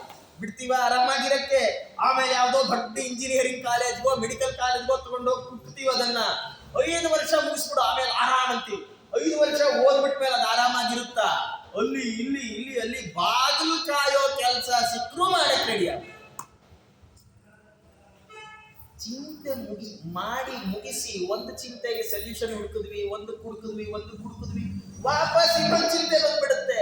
ಹಾಗಾಗಿ ಚಿಂತೆಯನ್ನ ಪರಿಹರಿಸಿಕೊಳ್ತೇನೆ ಅಂತ ಹೋಗ್ಬೇಡ, ನಾನಿನ್ ಚಿಂತೆ ಮಾಡೋಲ್ಲ ಅಂತ ನಿಲ್ಲಿಸು ಅಂತ ರಾಜ. ಅಲಂ ನಿಲ್ಲಿಸು ಸಾಕು. ಬಹುಲೋಕ ವಿಚಿಂತನೆಯ, ಅದು ನಮ್ಮ ಹಣೆ ಬಾರ, ನಮ್ದು ಮಾತ್ರ ಚಿಂತೆ ಇರುತ್ತಾ? ಏನೋ ಇಡೀ ಜಗತ್ತನ್ನೇ ನಾವೇ ಠೇವಣಿ ತಗೊಂಡವ್ರ ಹಾಗೆ ಪಕ್ಕದ ಮನೆಯವ್ರದ್ದು ಚಿಂತೆ ನಾವೇ ಮಾಡ್ತಾ ಇರ್ತೀವಿ. ಅಯ್ಯೋ ಇವತ್ತೇನೋ ಪಕ್ಕದ ಮನೆಯವ್ರು ಕಾಣಲೇ ಇಲ್ಲ, ಏನಾಯ್ತೋ ಏನೋ, ಯಾಕೆ ಬೇಕು? ಆಚಾರ ಅಲಂ ನಿಲ್ಲಿಸಿ. ಒಂದು ಸಮಯ ಬಂದಾಗ ನಿಲ್ಲಿಸ್ಬಿಟ್ಟು. ಇಂದಿನ ಕಾಲದಲ್ಲಿ ರಾಜ ಮಹಾರಾಜರು ಸಾವಿರಾರು ವರ್ಷ ರಾಜ್ಯಭಾರ ಮಾಡಿದ್ರು. ಮಗ ವಯಸ್ಸಿಗೆ ಬಂದಾಗ ಮಗನ ಸಿಂಹಾಸನದ ಮೇಲೆ ಕೂಡಿಸಿ ಉಟ್ಟ ಬಟ್ಟೆಯಲ್ಲಿ ಕಾಡು ಹೊರಟು ಬಿಡ್ತಿದ್ರು ವಾನಪ್ರಸ್ಥರಾಗಿ. ನಾವೇನ್ ರಾಜ್ಯ ಕಟ್ಟಲಿಲ್ಲ, ನಮ್ದೇನ್ ಸಿಂಹಾಸನ ಇಲ್ಲ, ನಮ್ಗೇನ್ ಚಿಂತೆ? ಹಾಗಾದ್ರೆ ಏನ್ ಮಾಡ್ಬೇಕು? ಪ್ರವಣಂ ಕುರು ಮಾನಸಂ ಈಶಪದೇ. ತಲೆ ದೇವರ ಹತ್ರ ಇಟ್ಟು ಸಾಕು, ಏನ್ ಬೇಡ, ಸಾಕು. ಇಷ್ಟು ವರ್ಷ, ಇಷ್ಟು ದಿವಸ ಬೆಳಗ್ಗೆ ತಿಂಡಿ ಮಾಡು, ಮಧ್ಯಾಹ್ನ ಅಡುಗೆ ಮಾಡು, ರಾತ್ರಿ ಅಡುಗೆ ಮಾಡು, ಸಂಜೆ ಏನಾದ್ರು ಮಾಡು, ಎಲ್ಲ ಸಾಕು. ಇನ್ನು ಚಿಂತೆ ಬೇಡ. ರಾತ್ರಿ ಏನು ಸುಮ್ಮನೆ ಹಣ್ಣು ಹಾಲು ಕುಡಿದು ಮಲಗಿದ್ರೆ ನಿದ್ದೆ ಬರೋಲ್ಲೇನು? ಭಾರಿ ಒಳ್ಳೇದು ಆರೋಗ್ಯಕ್ಕೆ. ರಾತ್ರಿ ಅಲ್ಪಾಹಾರ ಬಹಳ ಒಳ್ಳೇದು. ಸಾಕು, ಎಷ್ಟೊತ್ತಾಗತ್ತೋ ಅಷ್ಟೊತ್ತು ಬಾಗಿಲು ಹಾಕಿ ಹೊರಗೆ ಹೋಗ್ರಿ ಅನ್ನೋವರೆಗೂ ರಾಯದಲ್ಲಿ ಕೂತಿರೋಣ. ಯಾಕೆ ಹೋಗ್ಬೇಕು? ಪ್ರವಣಂ ಕುರು ಮಾನಸ ಈಶಪದೇ. ತಲೆಯನ್ನ ಭಗವಂತನಲ್ಲಿ ಬಿಡಿ. ಇದು ಆಚಾರ ಹೇಳಿದ್ದಾದ್ರೆ ಇದನ್ನೇ ಭಾಗವತ ಹೇಳಿದೆ. ಭಾಗವತದ ಮಾತನ್ನು ಆಚಾರ ಹಾಗೇ ತಗೊಂಡಿದ್ದಾರೆ. ಅವರಂತಾರೆ, ಭಾಗವತಕಾರರಂತಾರೆ, ಅಸಂಗ ಆತ್ಮ ವ್ಯತಿರಿಕ್ತ ವಸ್ತುಷು ದೃಢಾರತಿರ್ ಬ್ರಹ್ಮಣಿ ನಿರ್ಗುಣೇಚಯ. ಮನುಷ್ಯ ಜೀವನದಲ್ಲಿ ಎರಡನ್ನು ಅಳವಡಿಸಿಕೊಳ್ಬೇಕಂತ. ಒಂದನ್ನು ಬಿಡಬೇಕು, ಒಂದನ್ನು ಹಿಡಿಬೇಕು. ಯಾವುದನ್ನು ಬಿಡಬೇಕು? ಆತ್ಮ ವ್ಯತಿರಿಕ್ತ ವಸ್ತುಷು, ದೇವರನ್ನು ಬಿಟ್ಟು ಉಳಿದ ಎಲ್ಲವನ್ನ ಬಿಡಬೇಕು. ಅಸಂಗ, ಅದನ್ನು ಅಂಟಿಸ್ಕೊಳ್ಬಾರ್ದು. ಇನ್ನು ಬ್ರಹ್ಮನನ್ನ, ಭಗವಂತನನ್ನ ಅಂಟಿಸಿಕೊಳ್ಬೇಕು. ನಮ್ದು ಉಲ್ಟಾ. ನಮ್ಗೆ ದೇವರನ್ನು ಬಿಟ್ಬಿಡ್ತೀವಿ. ದೇವರನ್ನು ಬಿಟ್ಬಿಡೋದು ಅಂದ್ರೆ ನಾವು ಬಿಟ್ಬಿಡಲ್ಲ. ಏನ್ ಮಾಡ್ತೀವಿ? ಕಟ್ಟಿ ಇಟ್ಟು ಬಿಡುತ್ತೇವೆ ಪೆಟ್ಟಿಗೆ ಒಳಗೆ. ಊರು ತುಂಬಾ ನಾವೇ ಓಡಾಡ್ಕೊಂಡ್ಬಿಡ್ತೀವಿ. ನಮ್ಗೆ ಭಗವಂತನನ್ನ ಬಿಡುವ, ಊರನ್ನ ಹಿಡಿದುಕೊಳ್ಳುವ ಅಭಿಲಾಷೆ ಬಹಳ. ಅದನ್ನು ಆಚಾರ ಮಾಡಬೇಡಿ ಅಂತ ನಿಲ್ಲಿಸಿದ್ರು. ಇದು ಆಚಾರ್ಯರ ಸತ್ಸಿದ್ಧಾಂತ, ಆಚಾರ್ಯರ ಸಂದೇಶ. ಅವರು ಮುಂದುವರೆದಂತಾರೆ, ಭಗವಂತ ಅವನು ಸರ್ವೋತ್ತಮ ಇದ್ದಾನಲ್ಲ, ಅವನು ಈ ಇಡೀ ಜಗತ್ತನ್ನ ಸೃಷ್ಟಿ ಮಾಡ. ಈ ಇಡೀ ಜಗತ್ತು ಎಂಥದ್ದಪ್ಪ? ಏನು ಆಶ್ಚರ್ಯ ಅಂದ್ರೆ, ತುಂಬಾ ದೊಡ್ಡ ಶಾಸ್ತ್ರದ ಪ್ರಮೇಯ. ಜಗತ್ತು ಸತ್ಯವೋ ಸುಳ್ಳೋ? ಆಚಾರ್ಯರು ತುಂಬಾ ದೊಡ್ಡ ದೊಡ್ಡ ಉತ್ತರಗಳನ್ನು ಕೊಟ್ಟಿದ್ದಾರೆ. ಆದ್ರೆ ನಮ್ಗೆಲ್ಲ ಅರ್ಥ ಆಗುವ ಒಂದು ಸಣ್ಣ ಉತ್ತರ ಕೊಟ್ಟುಬಿಟ್ರೆ ಆಚಾರ್ಯರು. ನೋಡಿ, ದೇವರು ಸರ್ವೋತ್ತಮ. ದೇವರನ್ನ ಸರ್ವೋತ್ತಮ ಅಂತ ಹೆಂಗೆ ನಾವು ಅನುಭವಕ್ಕೆ ತಂದುಕೊಳ್ಳೋದು? ಆಚಾರ್ಯರು ಜಗತ್ತನ್ನು ಬಹುಚಿತ್ರ ಜಗತ್ ಬಹುಧಾ ಕರಣ ಪರಶಕ್ತಿ ಅನಂತ ಗುಣ ಪರಮ. ಈ ಜಗತ್ತಿನಲ್ಲಿರುವ ವೆರೈಟಿ ನೋಡು. ಈ ಜಗತ್ತನ್ನು ಸೃಷ್ಟಿ ಮಾಡಿದವನ ಕ್ರಿಯೇಟಿವಿಟಿ ಅರ್ಥ ಮಾಡ್ಕೊಂಡು. ಇಲ್ಲೊಂದು 20 ಜನ ಕೂತಿದ್ದೀರ, ಒಬ್ರು ತರ ಒಬ್ರು ಇದೀವ? ಇಲ್ಲ. ಇದೇ ತರ ಒಂದು 5,000 ಜನ ಕೂತಿರೋ ಸಭೆ ಇದ್ರು ಅಲ್ಲಿ ಒಬ್ರು ತರ ಒಬ್ರು ಸಿಗೋದು ಕಷ್ಟ. ಆದ್ರೆ ಎಷ್ಟೋ ಸರ್ತಿ ಒಂದೇ ಹೊಟ್ಟೆಯಲ್ಲಿ ಇಬ್ರು ಒಂದೇ ಥರದವ್ರು ಒಬ್ರು. 5,000 ಜನದಲ್ಲಿ ಒಬ್ರು ತರ ಒಬ್ರು ಸಿಗಲ್ಲ. ಆದ್ರೆ ಒಂದೇ ಹೊಟ್ಟೆಯಲ್ಲಿ ಒಬ್ರು ಥರದವ್ರು ಒಬ್ರು ಬಿಡ್ತಾರೆ. ಏನ್ರಿ ವಿಚಿತ್ರ ಇದೆ? ಜಗತ್ತಿನಲ್ಲಿ ಎಷ್ಟೋ ಬಗೆಯ ತರಕಾರಿಗಳಿದ್ದಾವಲ್ಲ, ಒಂದ್ ತರಕಾರಿಗೂ ಇನ್ನೊಂದು ತರಕಾರಿಗೂ ಕನ್ಫ್ಯೂಸ್ ಮಾಡ್ಕೊಳ್ತೇವೆ ನಾವು ಯಾವತ್ತ? ಎಷ್ಟು ಬಗೆಯ ಸೊಪ್ಪಿದೆ, ಒಂದೇ ತರದ ಸೊಪ್ಪು ಇನ್ನೊಂದ್ ತರದ ಸೊಪ್ಪು ನಾವು ಯಾವತ್ತಾರು ಕನ್ಫ್ಯೂಸ್ ಮಾಡ್ಕೊಳ್ಳಲ್ಲ, ಮಾಡ್ಕೋಬಾರ್ದು. ಮಾಡ್ಕೊಂಡ್ರೆ ನಾವು ಬೆಂದ್ರು ಅರ್ಥ ಆಗ್ತದೆ. ಅದಂತೂ ನೋಡ್ಲಿಕ್ಕೆ ಒಂದೇ ತರ ಇಲ್ಲ. ಜಗತ್ತಿನಲ್ಲಿ ಎಷ್ಟು ಬಗೆಯ ಪ್ರಾಣಿಗಳಿದೆ, ಎಷ್ಟು ಬಗೆಯ ಪಕ್ಷಿಗಳಿದೆ, ಎಷ್ಟು ಬಗೆಯ ಕೀಟಗಳಿದೆ, ಎಷ್ಟು ಬಗೆಯ ಸಸ್ಯಗಳಿದ್ದಾವೆ. ಒಂದೇ ರೀತಿಯಾಗಿರುವ 2-3 ಸಸ್ಯ ಇದ್ದಾವೆ.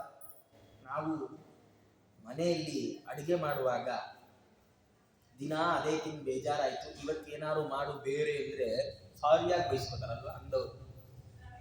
ಏನ್ ಹಂಗಂದ್ರೆ, ದಿನ ಒಂದೊಂದು ಹೊಸ ಮಾಡಕ್ಕಾಗತ್ತಾ?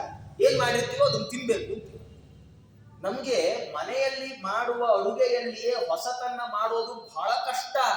ಅಂಥದ್ರಲ್ಲಿ ಭಗವಂತ 84 ಲಕ್ಷ ಯೋನಿಗಳಲ್ಲಿ ಜೀವರಾಶಿಗಳಂತ ಆ ಜೀವರಾಶಿಗಳಲ್ಲಿ ಎಂಥ ವೈವಿಧ್ಯವನ್ನ ಸೃಷ್ಟಿ ಮಾಡಿದ್ದಾರೆ. ಎಷ್ಟು ಆಶ್ಚರ್ಯ, ಎಷ್ಟು ಆಶ್ಚರ್ಯ. ನಮ್ಮ ಸುತ್ತಮುತ್ತಲು ಪ್ರಪಂಚದಲ್ಲಿ ನೋಡಿ, ನಾವೆಲ್ಲ ಮನೆ ಕಟ್ತೇವಲ್ಲ, ಹಾಗೆ ಇರುವೆಗಳು ಮನೆ ಕಟ್ತಾವೆ, ಪಕ್ಷಿಗಳು ಮನೆ ಕಟ್ತಾವೆ, ಪ್ರಾಣಿಗಳು ಮನೆ ಕಟ್ತಾವೆ. ಆದ್ರೆ ಯಾವತ್ತಾದ್ರೂ ನಾವು ಇರುವೆ ತರ ಗೂಡು ಕಟ್ಟಕ್ಕಾಗ್ಲಿ, ಇರುವೆ ನಮ್ಮ ತರ ಜಲ್ಲಿ ಕಾಂಕ್ರೀಟು ಬಳಸಿ ಮನೆ ಕಟ್ಟಕ್ಕಾಗ್ಲಿ ಆಗತ್ತಾ? ಆಗಲ್ಲ. ಹೋಗ್ಲಿ, ಇರುವೆಗಳಲ್ಲಿ ಎಷ್ಟು ಪ್ರಭೇದಗಳಿದೆ. ಆ ಇರುವೆಗಳೇ ಒಂದಿರುವೆ ತರ ಇನ್ನೊಂದಿರುವೆ ಕಟ್ಟತ್ತೆ. ಎಷ್ಟಿರುವೆ? ಕೆಲವು ಇರುವೆಗಳು ಮಣ್ಣಿನ ಒಳಗೆ ಸೇರ್ಕೊಳ್ತಾವೆ, ಕೆಲವು ಇರುವೆಗಳು ಆ ಮರದಲ್ಲಿರುವ ಏನ್ ಎಲೆ ಇದೆ, ಎಲೆಯಿಂದ ಎಲೆಯನ್ನ ನೂಲಿನಿಂದ ಜೋಡಿಸಿ ಅದೊಂದು ಬುಟ್ಟಿ ತರ ಮಾಡಿ ಬಿಳಿ ಗೂಡು ಕಟ್ತಾವ, ಅದರೊಳಗಿರ್ತಾವ. ಎಷ್ಟು ವೈಚಿತ್ರ್ಯ ಜಗತ್ತಿನಲ್ಲಿ, ಭಗವತ್ ಸೃಷ್ಟಿಯಲ್ಲಿ. ಆಚಾರ್ಯರು ಜಗತ್ತಿನಲ್ಲಿ ಇರುವ ಈ ವೈವಿಧ್ಯವನ್ನ ಅರ್ಥ ಮಾಡಿಕೊಂಡ್ರೆ ಇದನ್ನ ಸೃಷ್ಟಿ ಮಾಡಿದವನ ಹಿನ್ನೆಲೆ, ಅವನ ಶಕ್ತಿ, ಅವನ ಸಾಮರ್ಥ್ಯ ಗೊತ್ತಾಗತ್ತೆ. ಯಾಕೆಂದ್ರೆ ಇಂಥ ಸೃಷ್ಟಿ ಮಾಡಬೇಕಾದ್ರೆ ಅವನು ನಾವು ಅಡುಗೆ ಮಾಡೋ ಹಾಗೆ ಬೇಳೆ ಇಟ್ಟೆ ಅದಕ್ಕೆ ಖಾರದ ಪುಡಿ ಹಾಕದೆ ಮಾಡಕ್ಕಾಗಲ್ಲ. ಇಚ್ಛಾ ಮಾತ್ರದಿಂದಲೇ ಸೃಷ್ಟಿ ಮಾಡೋಕ್ ಸಾಮರ್ಥ್ಯ ಇದ್ದವ ಮಾತ್ರ ಇಂಥ ಸೃಷ್ಟಿ ಮಾಡಬೇಕು. ಸುಮ್ಮನೆ ಕೂತ್ಕೊಂಡವ್ ನೀನು ಹೀಗೆ ಇಂಥದ್ದೊಂದು ಇರುವೆ ಹೀಗೆ ಸೃಷ್ಟಿ ಆಗ್ಬೇಕು ಅಂತ ಅಂದುಕೊಂಡ್ರೆ ಅದು ಸೃಷ್ಟಿ ಆಯ್ತು. ಇದು ಭಗವಂತನ ಸರ್ವೋತ್ತಮತ್ವವನ್ನು ತಿಳಿಸ್ಲಿಕ್ಕೆ ಹೊರಟದ್ದು. ಹಾಗಾಗಿ ಜಗತ್ತನ್ನ ಸುಳ್ಳು ಅನ್ಬೇಡಪ್ಪ. ಈ ಜಗತ್ತು ದೇವರ ದೊಡ್ಡ ರಚನೆ, ಇದನ್ ಕಂಡು ದೇವರನ್ನು ತಿಳ್ಕೊಳ್ಬೇಕು. ಹಾಗಾಗಿ ಇದನ್ನು ಸತ್ಯ ಅಂತ ಹೇಳುತ್ತಾರೆ ಆಚಾರ್ಯ. ಆಮೇಲೆ ಈ ಜಗತ್ತಿನಲ್ಲಿ ಸಾವಿರಾರು ಲಕ್ಷ ಲಕ್ಷ ಕೋಟಿ ಜೀವಿಗಳಿದ್ದಾರಲ್ಲ. ಆಚಾರ್ಯ ಹೇಳ್ತಾರೆ, ಪರಮಾಣು ಪ್ರದೇಶೇತಿ ಅನಂತಾಹ ಜೀವರಾಶಯ. ಒಂದು ಸಣ್ಣ ಪರಮಾಣು ಪ್ರದೇಶ, ಪರಮಾಣು ಅಂದ್ರೆ ಕಣ್ಣಿಗೆ ಕಾಣೋದಲ್ಲ, ಅಷ್ಟು ಚಿಕ್ಕದಾದ ಒಂದು ಭಾಗ, ಅಲ್ಲಿಯೂ ಅನಂತ ಜೀವರಾಶಿಗಳಿವೆ. ಆ ಅನಂತ ಜೀವರಾಶಿಗಳಲ್ಲಿ ಭಗವಂತ ಸೃಷ್ಟಿ ಮಾಡುವಾಗ ಏನ್ ಮಾಡ್ತಾನೆ, ಹೀಗೆ ಒಂದು ಮುಷ್ಟಿಯಲ್ಲಿ ತಗೊಳ್ತಾನೆ ಜೀವರಾಶಿಗಳನ್ನ, ಹೋಗಿ ಸಾಧನೆ ಮಾಡ್ಕೊಂಡು ಬಂದ್ರಿ ಕೆಳಗೆ ಕಳಿಸ್ತಾನೆ. ನಾವು ಎಷ್ಟು ಅದೃಷ್ಟವಂತರು ಅಂದ್ರೆ ಅನಂತ ಜೀವರಾಶಿಗಳ ನಡುವೆ ಸೃಷ್ಟಿಗೆ ನಾವು ಬಂದಿದ್ದೇವೆ. ಸಾಧನೆ ಮಾಡ್ಕೊಳ್ಳಿಕ್ಕೆ ಈ ದೇಹವನ್ನು ಕೊಟ್ಟಿದ್ದಾನೆ ಭಗವಂತ. ಈ ಜೀವರಿದ್ದಾರಲ್ಲ, ಇವರೆಲ್ಲ ಒಬ್ಬರಿಗೊಬ್ಬರಿಗೆ ವೈಲಕ್ಷಣ್ಯ ಇದೆ, ಭೇದ ಇದೆ. ಭೇದ ಇದ್ದ ಮಾತ್ರಕ್ಕೆ ಏನೋ ದೊಡ್ಡ ಅವ್ಯವಸ್ಥೆ ಆಯಿತು ಅಂತ ತಿಳಿಬಾರ್ದು.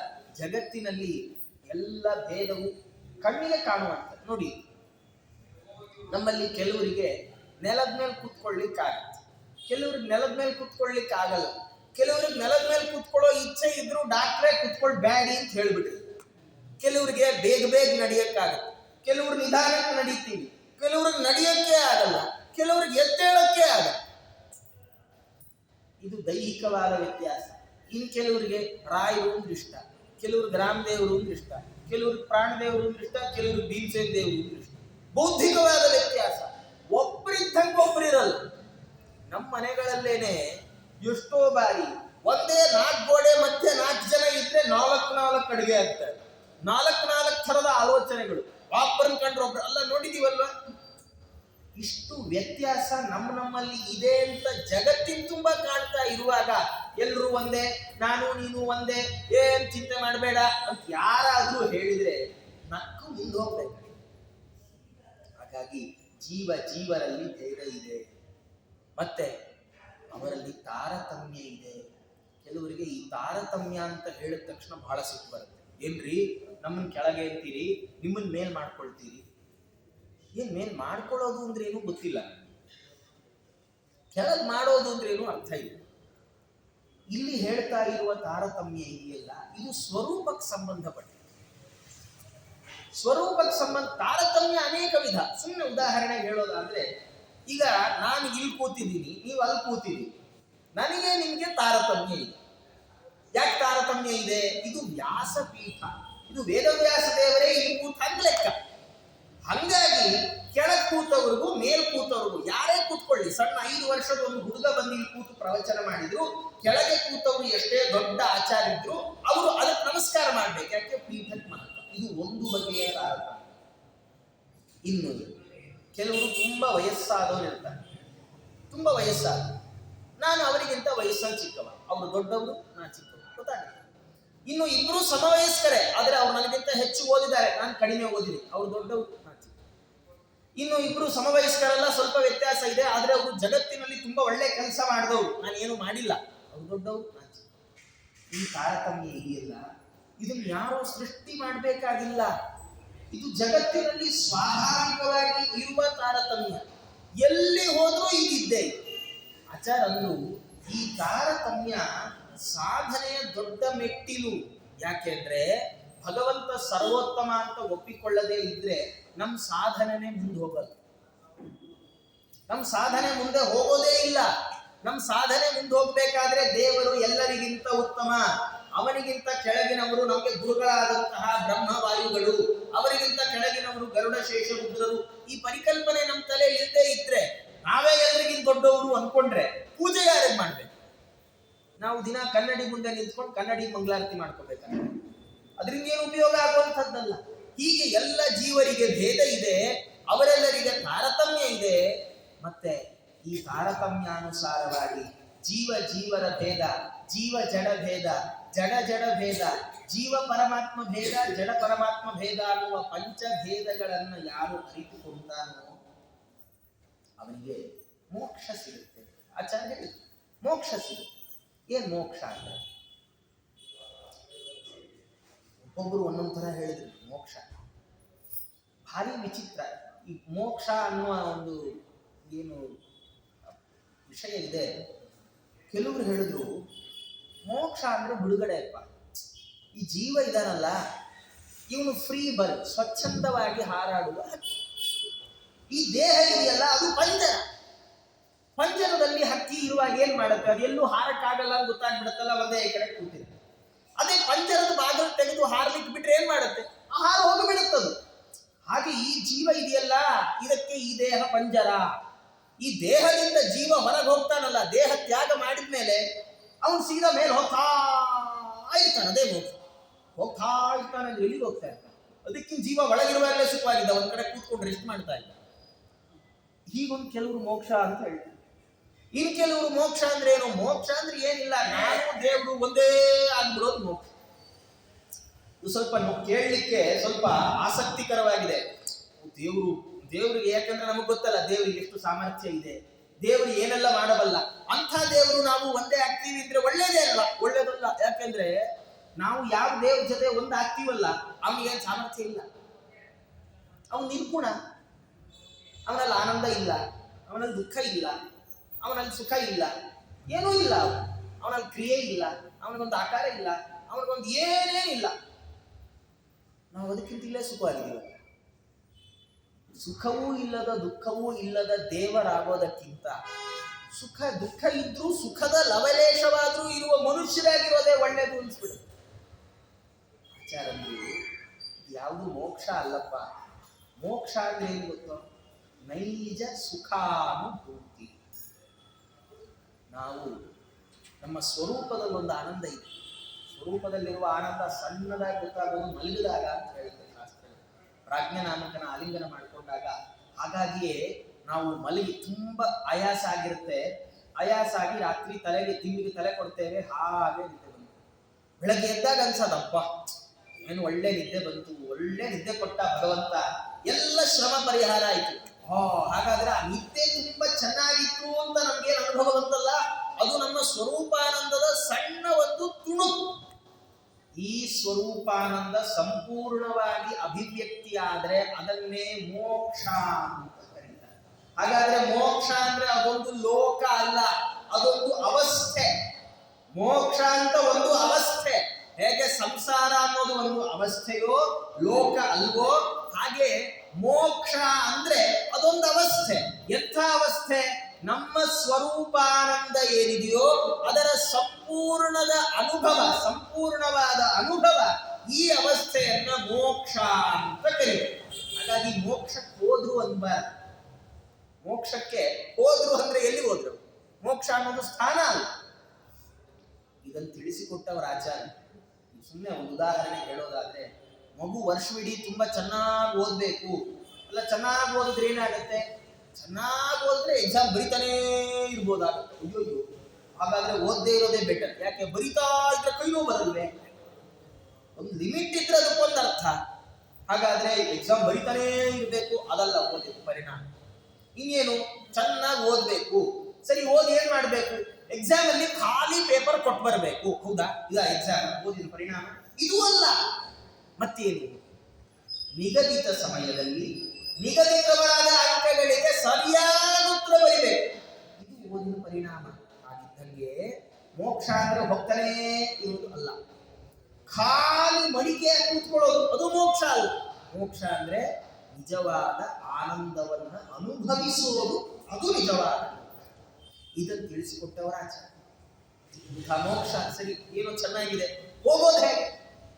ಭಕ್ತಿ ಮಾಡೋದೇ ಉಪಾಯ. ಭಗವಂತ ಅಂತಾರೆ, ಯಾವುದಕ್ಕೆ ಒಲಿಬಹುದು ದೇವರು? ದೇವರು ಯಾವುದಕ್ಕೆ ಒಲಿಬಹುದು? ನಮ್ಗೆಲ್ಲ ಅನ್ಸತ್ತೆ, ಗಣಪತಿ ಪೂಜೆ ದಿವಸ 150 ರೂಪಾಯಿ ಹಾರ ತಂದು ಒಂದು 200 ರೂಪಾಯಿ ಅಲಂಕಾರ ಮಾಡಿ 300 ರೂಪಾಯಿ ನೈವೇದ್ಯ ಇಟ್ಟರೆ ಗಣಪತಿ ನಮ್ಗೆ ಕೇಳಿದ್ದೆಲ್ಲ ಕೊಡ್ತಾನೆ. ಕೊಡಲ್ಲ. ಸತ್ಯನಾರಾಯಣ ಪೂಜೆ ಇರೋ ದಿವಸ ಭಾರಿ ಅಲಂಕಾರ ಮಾಡಿ ಭಾರಿ ಎಲ್ಲ, ಉಡುಪಿ ಭಾಷೆಯಲ್ಲಿ ಹೇಳೋದಾದ್ರೆ ಗೌಜಿ ಮಾಡೋದು, ಭಾರಿ ಮಾಡಿದ್ರೆ ದೇವರು ಒಲಿಯಲ್ಲ. ದೇವರಿಗೆ ಈ ಅಲಂಕಾರ ತಗೊಂಡು ಏನ್ ಮಾಡ್ಬೇಕು ನೋಡಿ? ಏನ್ ಹಾಕಿದೀವಲ್ಲ, ಹೂವ, ಹಣ್ಣು, ವೀಳ್ಯದೆಲೆ, ಅಡಿಕೆ, ಅದೆಲ್ಲ ಒಂದು ವಾರ ಬಿಟ್ರೆ ನಮ್ಗೆ ಬರಲ್ಲ. ನಾವೇ ಅದನ್ನ ಆಚೆ ಹಾಕ್ತೀವಿ. ನಾವೇ ಯಾವ್ದನ್ನ ಆಚೆ ಹಾಕ್ತೀವೋ ಅದನ್ನ ದೇವ್ರ ಯಾಕೆ ಹತ್ರ ಸೇರಿಸ್ತಾನೆ? ದೇವ್ರಂತ ಎಲ್ಲ ತಗೊಂಡು ಹೋಗು, ನೀವು ಅಂಗಡಿಯಿಂದ ಏನ್ ದುಡ್ಡು ಕೊಟ್ಟು ತಂದೆಲ್ಲ ವಾಪಸ್ ಕೊಡು. ಏನ್ ಹೇಳ್ತೀರಿ? ಇನ್ನು ನಾವು ಇವತ್ತು ಈ ಕ್ಷಣ ಇಲ್ಲಿಂದ ದುಡ್ಡು ಕೊಟ್ಟು ತಗೊಂಡ್ವಿ, ಹೂವ ತಗೊಂಡ್ವಿ ಒಬ್ಬರ ಹತ್ರ, ಮನೆಗೆ ಹೋಗಿ ಅರ್ಧ ಗಂಟೆ ಬಿಟ್ಟು ಆ ಹೂವ ವಾಪಸ್ ಕೊಟ್ಟು ನನ್ನ ದುಡ್ಡು ವಾಪಸ್ ಕೊಡು ಅಂದ್ರೆ ಆ ಹೂವ ದುಡ್ಡು ಕೊಡ್ತಾರ? ಅರ್ಧ ಗಂಟೆಗೆ ಅದಕ್ಕೆ ವ್ಯಾಲ್ಯೂ ಇಲ್ಲ. ಅದನ್ನ ದೇವ್ರ ಮೇಲೆ ಹಾಕ್ಬಿಟ್ಟು ದೇವರೇ ನಂಗೆ ಒಳದು ಬಿಡು ಅಂದ್ರೆ ಭಗವಂತ ಒಲ್ಲನೋ ಹರಿ ಕೊಳ್ಳನು. ಹಾಗಾದ್ರೆ ದೇವರನ್ನು ಉಳಿಸೋದು ತುಂಬಾ ಕಷ್ಟ. ಏನ್ ಮಾಡ್ಬೇಕು? ಏನು ಮಾಡ್ಬೇಕು? ಭಗವಂತನನ್ನ ಒಲಿಸಲಿಕ್ಕೆ ಮನೆಯಲ್ಲೇ ಕೂತು ದಾಸರನ್ನು ಸುಲಭ ಪೂಜೆಯ ಮಾಡಿ ಫಲದಿಂದ. ಜಗನ್ನಾಥದಾಸರು ಅನ್ನುವಾಗ ಸುಲಭನೋ ಹರಿ ತನ್ನವರ ನರಗಳಿಗೆ ಬಿಟ್ಟಗಲನು, ರಮಾಧವ ಒಲಿಸಲರಿಯದೆ ಮಾಮರರು ಬಳಲುವರು ಭವದೊಳಗೆ. ಭಗವಂತನನ್ನು ಒಲಿಸ್ಲಿಕ್ಕೆ ಬೇಕಾದ್ದು ಬರೀ ಭಕ್ತಿ, 9 ವಿಧದ. ಅದನ್ನೇ ಪ್ರಹ್ಲಾದರಾಜರು ಹೇಳಿದ್ದು, ಶ್ರವಣಂ ಕೀರ್ತನಂ ವಿಷ್ಣೋ ಸ್ಮರಣಂ ಪಾದ ಸೇವನಂ ಅರ್ಚನಂ ವಂದನಂ ದಾಸ್ಯಂ ಸಖ್ಯಂ ಆತ್ಮನಿವೇದನಂ ಇತಿ ಪುಂಸಾರ್ಪಿತ ವಿಷ್ಣು ಭಕ್ತಿಶ್ಚೇನ್ನವ ಲಕ್ಷಣ. ಪ್ರಹ್ಲಾದರಾಜರು ಅಂತಾರೆ, ಅವರಪ್ಪ ಹಿರಣ್ಯಕಶಿಪು ಕೇಳ್ದ, ಅಲ್ಲಯ್ಯ ಏನ್ ಕಲ್ತಿ ಗುರುಕುಲದಲ್ಲಿ? ಅಪ್ಪ ನಮ್ ಗುರುಗಳು ಹೇಳ್ಕೊಟ್ಟಿದ್ ಬಹಳ ಚೆನ್ನಾಗಿ ನೆನಪಿದೆ. ಏನ್ ಹೇಳ್ಕೊಟ್ರು ನಿಮ್ ಗುರುಗಳು? ಗುರುಗಳು ಅಂದ್ರೆ ನಾರದ್ರು. ಏನ್ ಹೇಳ್ಕೊಟ್ರು? ಇಂಥ ಭಕ್ತಿಯನ್ನು ಮಾಡ್ಬೇಕು ಅಂತ ಹೇಳ್ಕೊಟ್ರು. ಭಗವಂತ ಭಕ್ತಿಯೈವ ತುಷ್ಟಿಮಭ್ಯೇತಿ ವಿಷ್ಣು ನಾಣ್ಯೇನ ಕೇನಚಿ. ನಾವು ಹಾಕುವ ಯಾವುದು ಭಗವಂತನಿಗೆ ಬರೋಲ್ಲ, ತಗೊಳ್ಳಲ್ಲ ಭಗವಂತ. ಎಷ್ಟೋ ನೋಡಿ, ನಾವು ಮನೆಗೆ ಯಾವುದೋ ಒಬ್ಬರ ಆಚಾರ ಊಟಕ್ಕೆ ಕರೆದ್ರೆ ಆ ಆಚಾರ ಊಟಕ್ಕೆ ಬರೋರೇ ಮಡಿ ಮಾಡಿದ್ದೀರಾ ಅಂತ ಕೇಳ್ತಾರೆ. ಆಚಾರ ಅವರು ನಮ್ಮ ಥರನೇ, ಅವ್ರಿಗೂ ದೇಹ ಇದೆ, ಅವ್ರಿಗೂ ನಮ್ಮ ಥರ ಕೂದಲಿದೆ, ಅವರು ದಿನ ಸ್ನಾನ ಮಾಡಬೇಕು, ಹುಲ್ಲುಜ್ಕೋಬೇಕು. ಅಂಥ ಆಚಾರರು ಮನೆಗೆ ಬಂದಾಗ ನಮ್ಮಡಿ ಸಾಲಕ್ಕೋ ಇಲ್ವೋ ಅಂತ ಯೋಚನೆ ಮಾಡ್ತೀವಿ ನಾವು. ಅಂಥದ್ರಲ್ಲಿ ದೇಹವೇ ಇಲ್ಲದ ಅಪ್ರಾಕೃತ ಶರೀರಿಯಾದ ಎಂದೂ ಮೈಲಿಗೆಯೇ ಆಗದ ಭಗವಂತ ನಾವು ಕೊಟ್ಟು ಹೂವ ಹಣ್ಣು ಹೆಂಗೆ ತಗೊಳ್ತಾನೆ? ಭಗವಂತ ತಗೊಳ್ತಾನೆ. ಯಾವಾಗ ತಗೊಳ್ತಾನೆ ಅಂದ್ರೆ, ಒಂದು ದಳ ಶ್ರೀ ತುಳಸಿ ಬಿದ್ದು ಗಂಗೋದಕವ ಇಂದಿರಾರಮಣಗೆ ಅರ್ಪಿತವೆನಲು ಒಂದೇ ಮನದಲ್ಲಿ ಸಿಂಧು ಶಯನ ಮುಕುಂದ ಎನೆ ಎಂದೆಂದು ಕುಂದಿರದ ಆನಂದವನ್ನು ಕೊಟ್ಬಿಡ್ತಾನೆ ಭಗವಂತ. ಹೂವ ತರುವರ ಮನೆಗೆ ಹುಲ್ಲ ತರುವ ನಮ್ಮ ಲಕ್ಷ್ಮೀರಮಣ ಇವಗಿಲ್ಲ ಗರುವ. ಲಕ್ಷ್ಮೀಪತಿಯಾದ್ರೂ ಅಹಂಕಾರ ಇಲ್ಲ ದೇವರಿಗೆ ಎಂದ್ರು ದಾಸರು. ನಮ್ಮ ಕೈಯಲ್ಲಿ 10 ರೂಪಾಯಿ ಬಂದ್ಬಿಟ್ರೆ ನಮ್ಮ ಹತ್ರ 10 ರೂಪಾಯಿ ಇದೆ ಗೊತ್ತಾ ಅಂತೀವಿ. ದೇವರು ಲಕ್ಷ್ಮಿಯನ್ನ ಎದೆಯಲ್ಲಿ ಇಟ್ಕೊಂಡು ಓಡಾಡ್ತಾನೆ. ಆದ್ರೆ ದೇವ್ರ ಮನೆಗೆ ಯಾರಾದ್ರೂ ಹೂವ ತಂದ್ರೆ ದೇವ್ರು, ಅಯ್ಯೋ ನೀನ್ ನಮ್ಮ ಮನೆಗೆ ಹೂವ ತಂದ್ಬಿಟ್ಯಾ, ಇರು ನಾನು ನಿಮ್ಮ ಮನೆಗೆ ಹುಲ್ ತಂದಾಕ್ತೀನಿ ಅಂತ. ಹಾಗಾದ್ರೆ ಭಗವಂತ ನಾವು ಎಷ್ಟು ಕೊಟ್ವಿ, ಏನು ಕೊಟ್ವಿ ನೋಡೋದೇ ಇಲ್ಲ. ದೇವರು ನೋಡೋದು ಒಂದೇ, ಹೆಂಗ್ ಕೊಟ್ರು. ಕೊಡುವಾಗ ಇವನ್ ಮನಸ್ಸಿನಲ್ಲಿ ನಾನಿದ್ದ, ಮನೆಯಲ್ಲಿ ಒಂದೇ ಒಂದು ಹೂವಿನ ಗಿಡ, ಒಂದೇ ಒಂದು ತುಳಸಿ ಗಿಡ. ಆ ಹೂವಿನ ಗಿಡದಲ್ಲಿ ದಿನಕ್ಕೆ ಒಂದೇ ಹೂವು ಬಿಡಿ ಸಾಕು. ಆ ಒಂದೇ ಹೂವನ್ನು ಬಿಡಿಸುವಾಗ ಭಗವಂತ ನಿನಗೆ ಅರ್ಪಣೆ ಮಾಡ್ಲಿಕ್ಕೆ ಈ ಹೂವು ಬಿಡಿಸ್ತಾ ಇದ್ದೇನೆ ಎಂದು. ಆ ಒಂದು ತುಳಸಿಯನ್ನು ಬಿಡಿಸುವಾಗ ಅಮ್ಮ ನಿನ್ನನ್ನು ದೇವರಿಗೆ ಅರ್ಪಣೆ ಮಾಡ್ತಾ ಇದ್ದೇನೆ ಅಂತ ಬಿಡಿಸ್ಬೇಕು. ಒಂದೇ ದಳ ತುಳಸಿ, ಒಂದೇ ಹೂವ. ಯಾಕಂದ್ರೆ ಒಂದೇ ಪಾಟಲ್ಲಿ ದಿನ 4 ದಳ ತುಳಸಿ ಬಿಡಿಸ್ಬಿಟ್ರೆ 2ನೇ ದಿನ ಗಿಡನೇ ಇರಲ್ಲ. ಇವತ್ತು 4 ಗಿಡ ಹಾಕುವಷ್ಟು ಮನೇಲಿ ಜಾಗವೂ ಇರಲ್ಲ. ಮನೆಯಲ್ಲೆಲ್ಲ ಏನಂದ್ರೆ ಈಗ ಈ ಪ್ರಾಣಿಗಳಿಗೆ ಸಾಕಕ್ಕೆ ನಾಯಿ ಬೆಕ್ಕಿಗೆಲ್ಲ ಜಾಗ ಮಾಡಿ, ತುಳಸಿ ಗಿಡಕ್ಕೆ ಜಾಗ ಇರಲ್ಲ. ಅಂಗಡಿಯಲ್ಲಿ ಸಿಗತ್ತಲ್ಲ ಆಚಾರ್ಯ. ಎಷ್ಟೋ ಸರ್ತಿ ಈಗ ಸ್ವಾಮಿಗಳು ಮನೆಗೆ ಬರ್ತಾರೆ, ತುಳಸಿ ಬೇಕು ಪೂಜೆಗೆ ಅಂದ್ರೆ ಗಾಂಧಿ ಬಜಾರ್ಗೋ ಎಲ್ಲ ಅಂಗಡಿಗೆ ಹೋಗ್ಬಿಟ್ಟು ಇಷ್ಟು ದೊಡ್ಡ ತುಳಸಿ ಮಾಲೆ ತಂದು ಕೊಟ್ಬಿಡ್ತಾರೆ. ಆ ತುಳಸಿ ಎಷ್ಟು ಬೇಕಾದ್ರೆ ಬಿಡಿಸ್ಕೊಳ್ಳಿ. ಪಾಪ ಆ ಸ್ವಾಮಿಗಳ ಜೊತೆ ಬಂದವರು ಹೊಸ ತಲ್ಲು ಆಹಾರದಿಂದ ದಳ ತುಳಸಿ ಬಿಡಿಸಿ. ಅದರಲ್ಲಿ ಎಂಥ ಆಭಾಸ ಅಂದ್ರೆ 10 ದಳ ಬಂದ್ರೆ ಅದ್ರಲ್ಲಿ 1 ಮೊಳ ವೇಸ್ಟೇ. ದಾಸರಂದ್ರು ಆಚಾರಂದ್ರು ಬೇಡ, 1 ದಳ ತುಳಸಿ ಸಾಕು, 1 ಹನಿ ಗಂಗೋದಕ ಸಾಕು. ಆದರೆ ಹಾಕುವಾಗ ಮನಸ್ಸಲ್ಲಿ ಸ್ವಾಮಿ ಕಲ್ಪಿತ, ನಂದೇನೋ ಸ್ವಾಮಿ ನಿಂದೇ ಇರಲ್ಲ ಅಂತ ಪುರಸ್ಸರವಾಗಿ ಶ್ರವಣ, ಕೀರ್ತನ, ಸ್ಮರಣ, ಪಾದಸೇವನ, ಅರ್ಚನ, ವಂದನ, ದಾಸ್ಯ, ಸಖ್ಯ, ಆತ್ಮನಿವೇದನ ಅನ್ನುವ 9 ಬಗೆಯ ಯಾವ ಭಕ್ತಿ ಇದೆ, ಆ ಭಕ್ತಿಯನ್ನ ಚೆನ್ನಾಗಿ ಮೈಗೂಡಿಸಿಕೊಂಡು ಅದು ಒಂದೊಂದೇ ಮೆಟ್ಲು. ಒಂದೇ ಸತಿ ಸೀದಾ ಆತ್ಮನಿವೇದನಕ್ಕೆ ಹೋಗ್ಬಿಟ್ಟಿರಿ, ಹೋಗ್ಬಾರ್ದು. ಒಂದೊಂದೇ ಮೆಟ್ಟಿಲು ಶ್ರವಣ. ಎಲ್ಲಿವರೆಗೆ ಶ್ರವಣ ಮಾಡಬೇಕು ಅಂದ್ರೆ ಅದು ನಮ್ಮ ಬಾಯಲ್ಲಿ ಶ್ರವಣ ಮಾಡಿದ್ದು ಕೇಳಿ ಕೇಳಿ ಕೇಳಿ ಕೇಳಿ ಹೆಚ್ಚಾಗಿ ನಮ್ಮ ಬಾಯಲ್ಲಿ ನಮ್ಗೆ ಗೊತ್ತಿಲ್ಲದೆ ಆಚೆ ಬರ್ಬೇಕು ಭಗವಂತನ ನಾಮ. ಆಗ ಶ್ರವಣ ಸಾರ್ಥಕ. ಆಮೇಲೆ ಅಲ್ಲಿ ಶ್ರವಣ ಕೀರ್ತನ, ಯಾವಾಗಲೂ ಕೀರ್ತನ ಮಾಡಕ್ಕಾಗದೆ ಇರುವ ಸಂದರ್ಭಗಳಿದ್ದಾವೆ. ನಾವು ಅಶೌಚದಲ್ಲಿರುವಾಗಲೋ ಅಥವಾ ಮೃತ್ತಿಕಾ ಶೌಚಕ್ಕೆ ಮುನ್ನ ಇಂತಹ ಸಂದರ್ಭಗಳಲ್ಲಿ ಭಗವಂತನ ಸ್ಮರಣ, ಸಮಯ ಸಿಕ್ಕಾಗೆಲ್ಲ ಪಾದ ಸೇವನ, ಅರ್ಚನ, ವಂದನ, ನಮಸ್ಕಾರ ಯಾವಾಗ್ಲೂ ಮಾಡ್ಬೇಕು. ವಂದನ, ದಾಸ್ಯ ಇದು ಬಹಳ ಮುಖ್ಯ. ದಾಸ್ಯ ಅಂದ್ರೆ ಏನಿಲ್ಲ, ಎಲ್ಲ ನಿಂದೆ, ನಮ್ದು ಅಂತ ಏನಿಲ್ಲ. ತನು ನಿನ್ನದು, ಜೀವನ ನಿನ್ನದು, ಅನುದಿನದಲ್ಲಿ ಬಾಹೋ ಸುಖ ದುಃಖ ಎಲ್ಲ ನಿನ್ನದಯ್ಯ ಅಂತ ಅರ್ಪಣೆ ಮಾಡ್ತೇವಲ್ಲ, ಇದು ದಾಸ್ಯ. ಸಖ್ಯ ಅಂದ್ರೆ ಕೆಲವ್ರಿಗೆ ನಮ್ಗೆ ರಾಮದೇವ್ರು ಆಗುತ್ತಾಚಾರ್ಯ, ನರಸಿಂಹದೇವ್ರಿಗೂ ನಮಗೂ ಆಗ್ಬರಲ್ಲ ಆಚಾರ್ಯ, ಬಹಳ ಭಯಂಕರ ದೇವ್ರು. ಅದಕ್ಕೆ ನಮ್ಮ ಮನೇಲಿ ನರಸಿಂಹದೇವ್ ಸಾಲಿಗ್ರಾಮನ ಮಠಕ್ಕೆ ಕೊಟ್ಬಿಟ್ವಿ ಅಂತ. ಅಯ್ಯೋ ಹಣೆ ಬಾರ. ದೇವರು ಎಲ್ಲಿಂದ ಭಯಂಕರ? ದೇವರು ಅತ್ಯಂತ ಶಾಂತ, ಅತ್ಯಂತ ಕರುಣಾಳು ಭಗವಂತ. ಏನು ಕರುಣಾಳು ಹರಿ ಮತ್ತೇನು ಭಕ್ತಾಧೀನ, ದಾಸರನ್ನು ಮಾತಿದು. ಭಗವಂತ ಎಂದಿಗೂ ಭಯಂಕರನಲ್ಲ, ಅವನು ಭಯನಾಶನ. ಹಾಗಾಗಿ ಭಗವಂತ ನನ್ನ ಕರುಣಾಕರ, ನನ್ನ ಗೆಳೆಯ, ನನ್ನ ಜೊತೆ ಭಗವಂತ. ಸಮ ಅಲ್ಲ, ನನಗೆ ಯಾವಾಗಲೂ ಜೊತೆ ಇರುವವ, ಮಿತ್ರ ಅನ್ನುವ ಭಾವನೆ ಸಖ್ಯ. ಆತ್ಮನಿವೇದನ ಅಂದ್ರೆ ಸರ್ವಸ್ವ ಸಮರ್ಪಣೆ. ಹೀಗೆ ಭಗವಂತನನ್ನ ನಾವು ಚಿಂತನೆ ಮಾಡಿ ಭಗವಂತನಲ್ಲಿ ಭಕ್ತಿ ಮಾಡಿದರೆ ಮಾತ್ರ ನಮ್ಮ ಭಕ್ತಿಗಷ್ಟೇ ಭಗವಂತ ಒಲಿತಾನೆ. ಒಲಿದು ನಮಗೆ ಎಲ್ಲವನ್ನ ಕೊಟ್ಟು ಅನುಗ್ರಹಿಸ್ತಾನೆ, ಮುಕ್ತಿಪ್ರದನಾಗ್ತಾನೆ ಅಂತ ಹೇಳ್ತಾ ಈ ಮುಂಬೈದ ಆಚಾರ ಸಂದೇಶ, ಅದರಲ್ಲಿ ಯಾವುದು ಮುಖ್ಯವಾದ ಸಂದೇಶ ಇದೆಯೋ ಅದರ ಚಿಂತನೆಯನ್ನು ನಡೆಸಲಿಕ್ಕೆ ಪ್ರಯತ್ನ ಪಟ್ಟಿದ್ದೇವೆ. ಈ ಸಣ್ಣ ಉಪನ್ಯಾಸ ಮಾಲಿಕೆಯನ್ನು ಅಂತರ್ಯಾಮಿಯಾದ ಭಗವಂತನಲ್ಲಿ ಸಮರ್ಪಣೆ ಮಾಡ್ತಾ ಇದ್ದೇನೆ. ಸರ್ವೇಂದ್ರಿಯ ಪ್ರೇರಕೇಣ ಶ್ರೀ ಪ್ರಾಣಪತಿಯೇಂತಹ ಯದವೋಚಮಹಂತೇನ ಪ್ರಿಯತಾಂ ಕಮಲಾಲಯ ಶ್ರೀಕೃಷ್ಣ.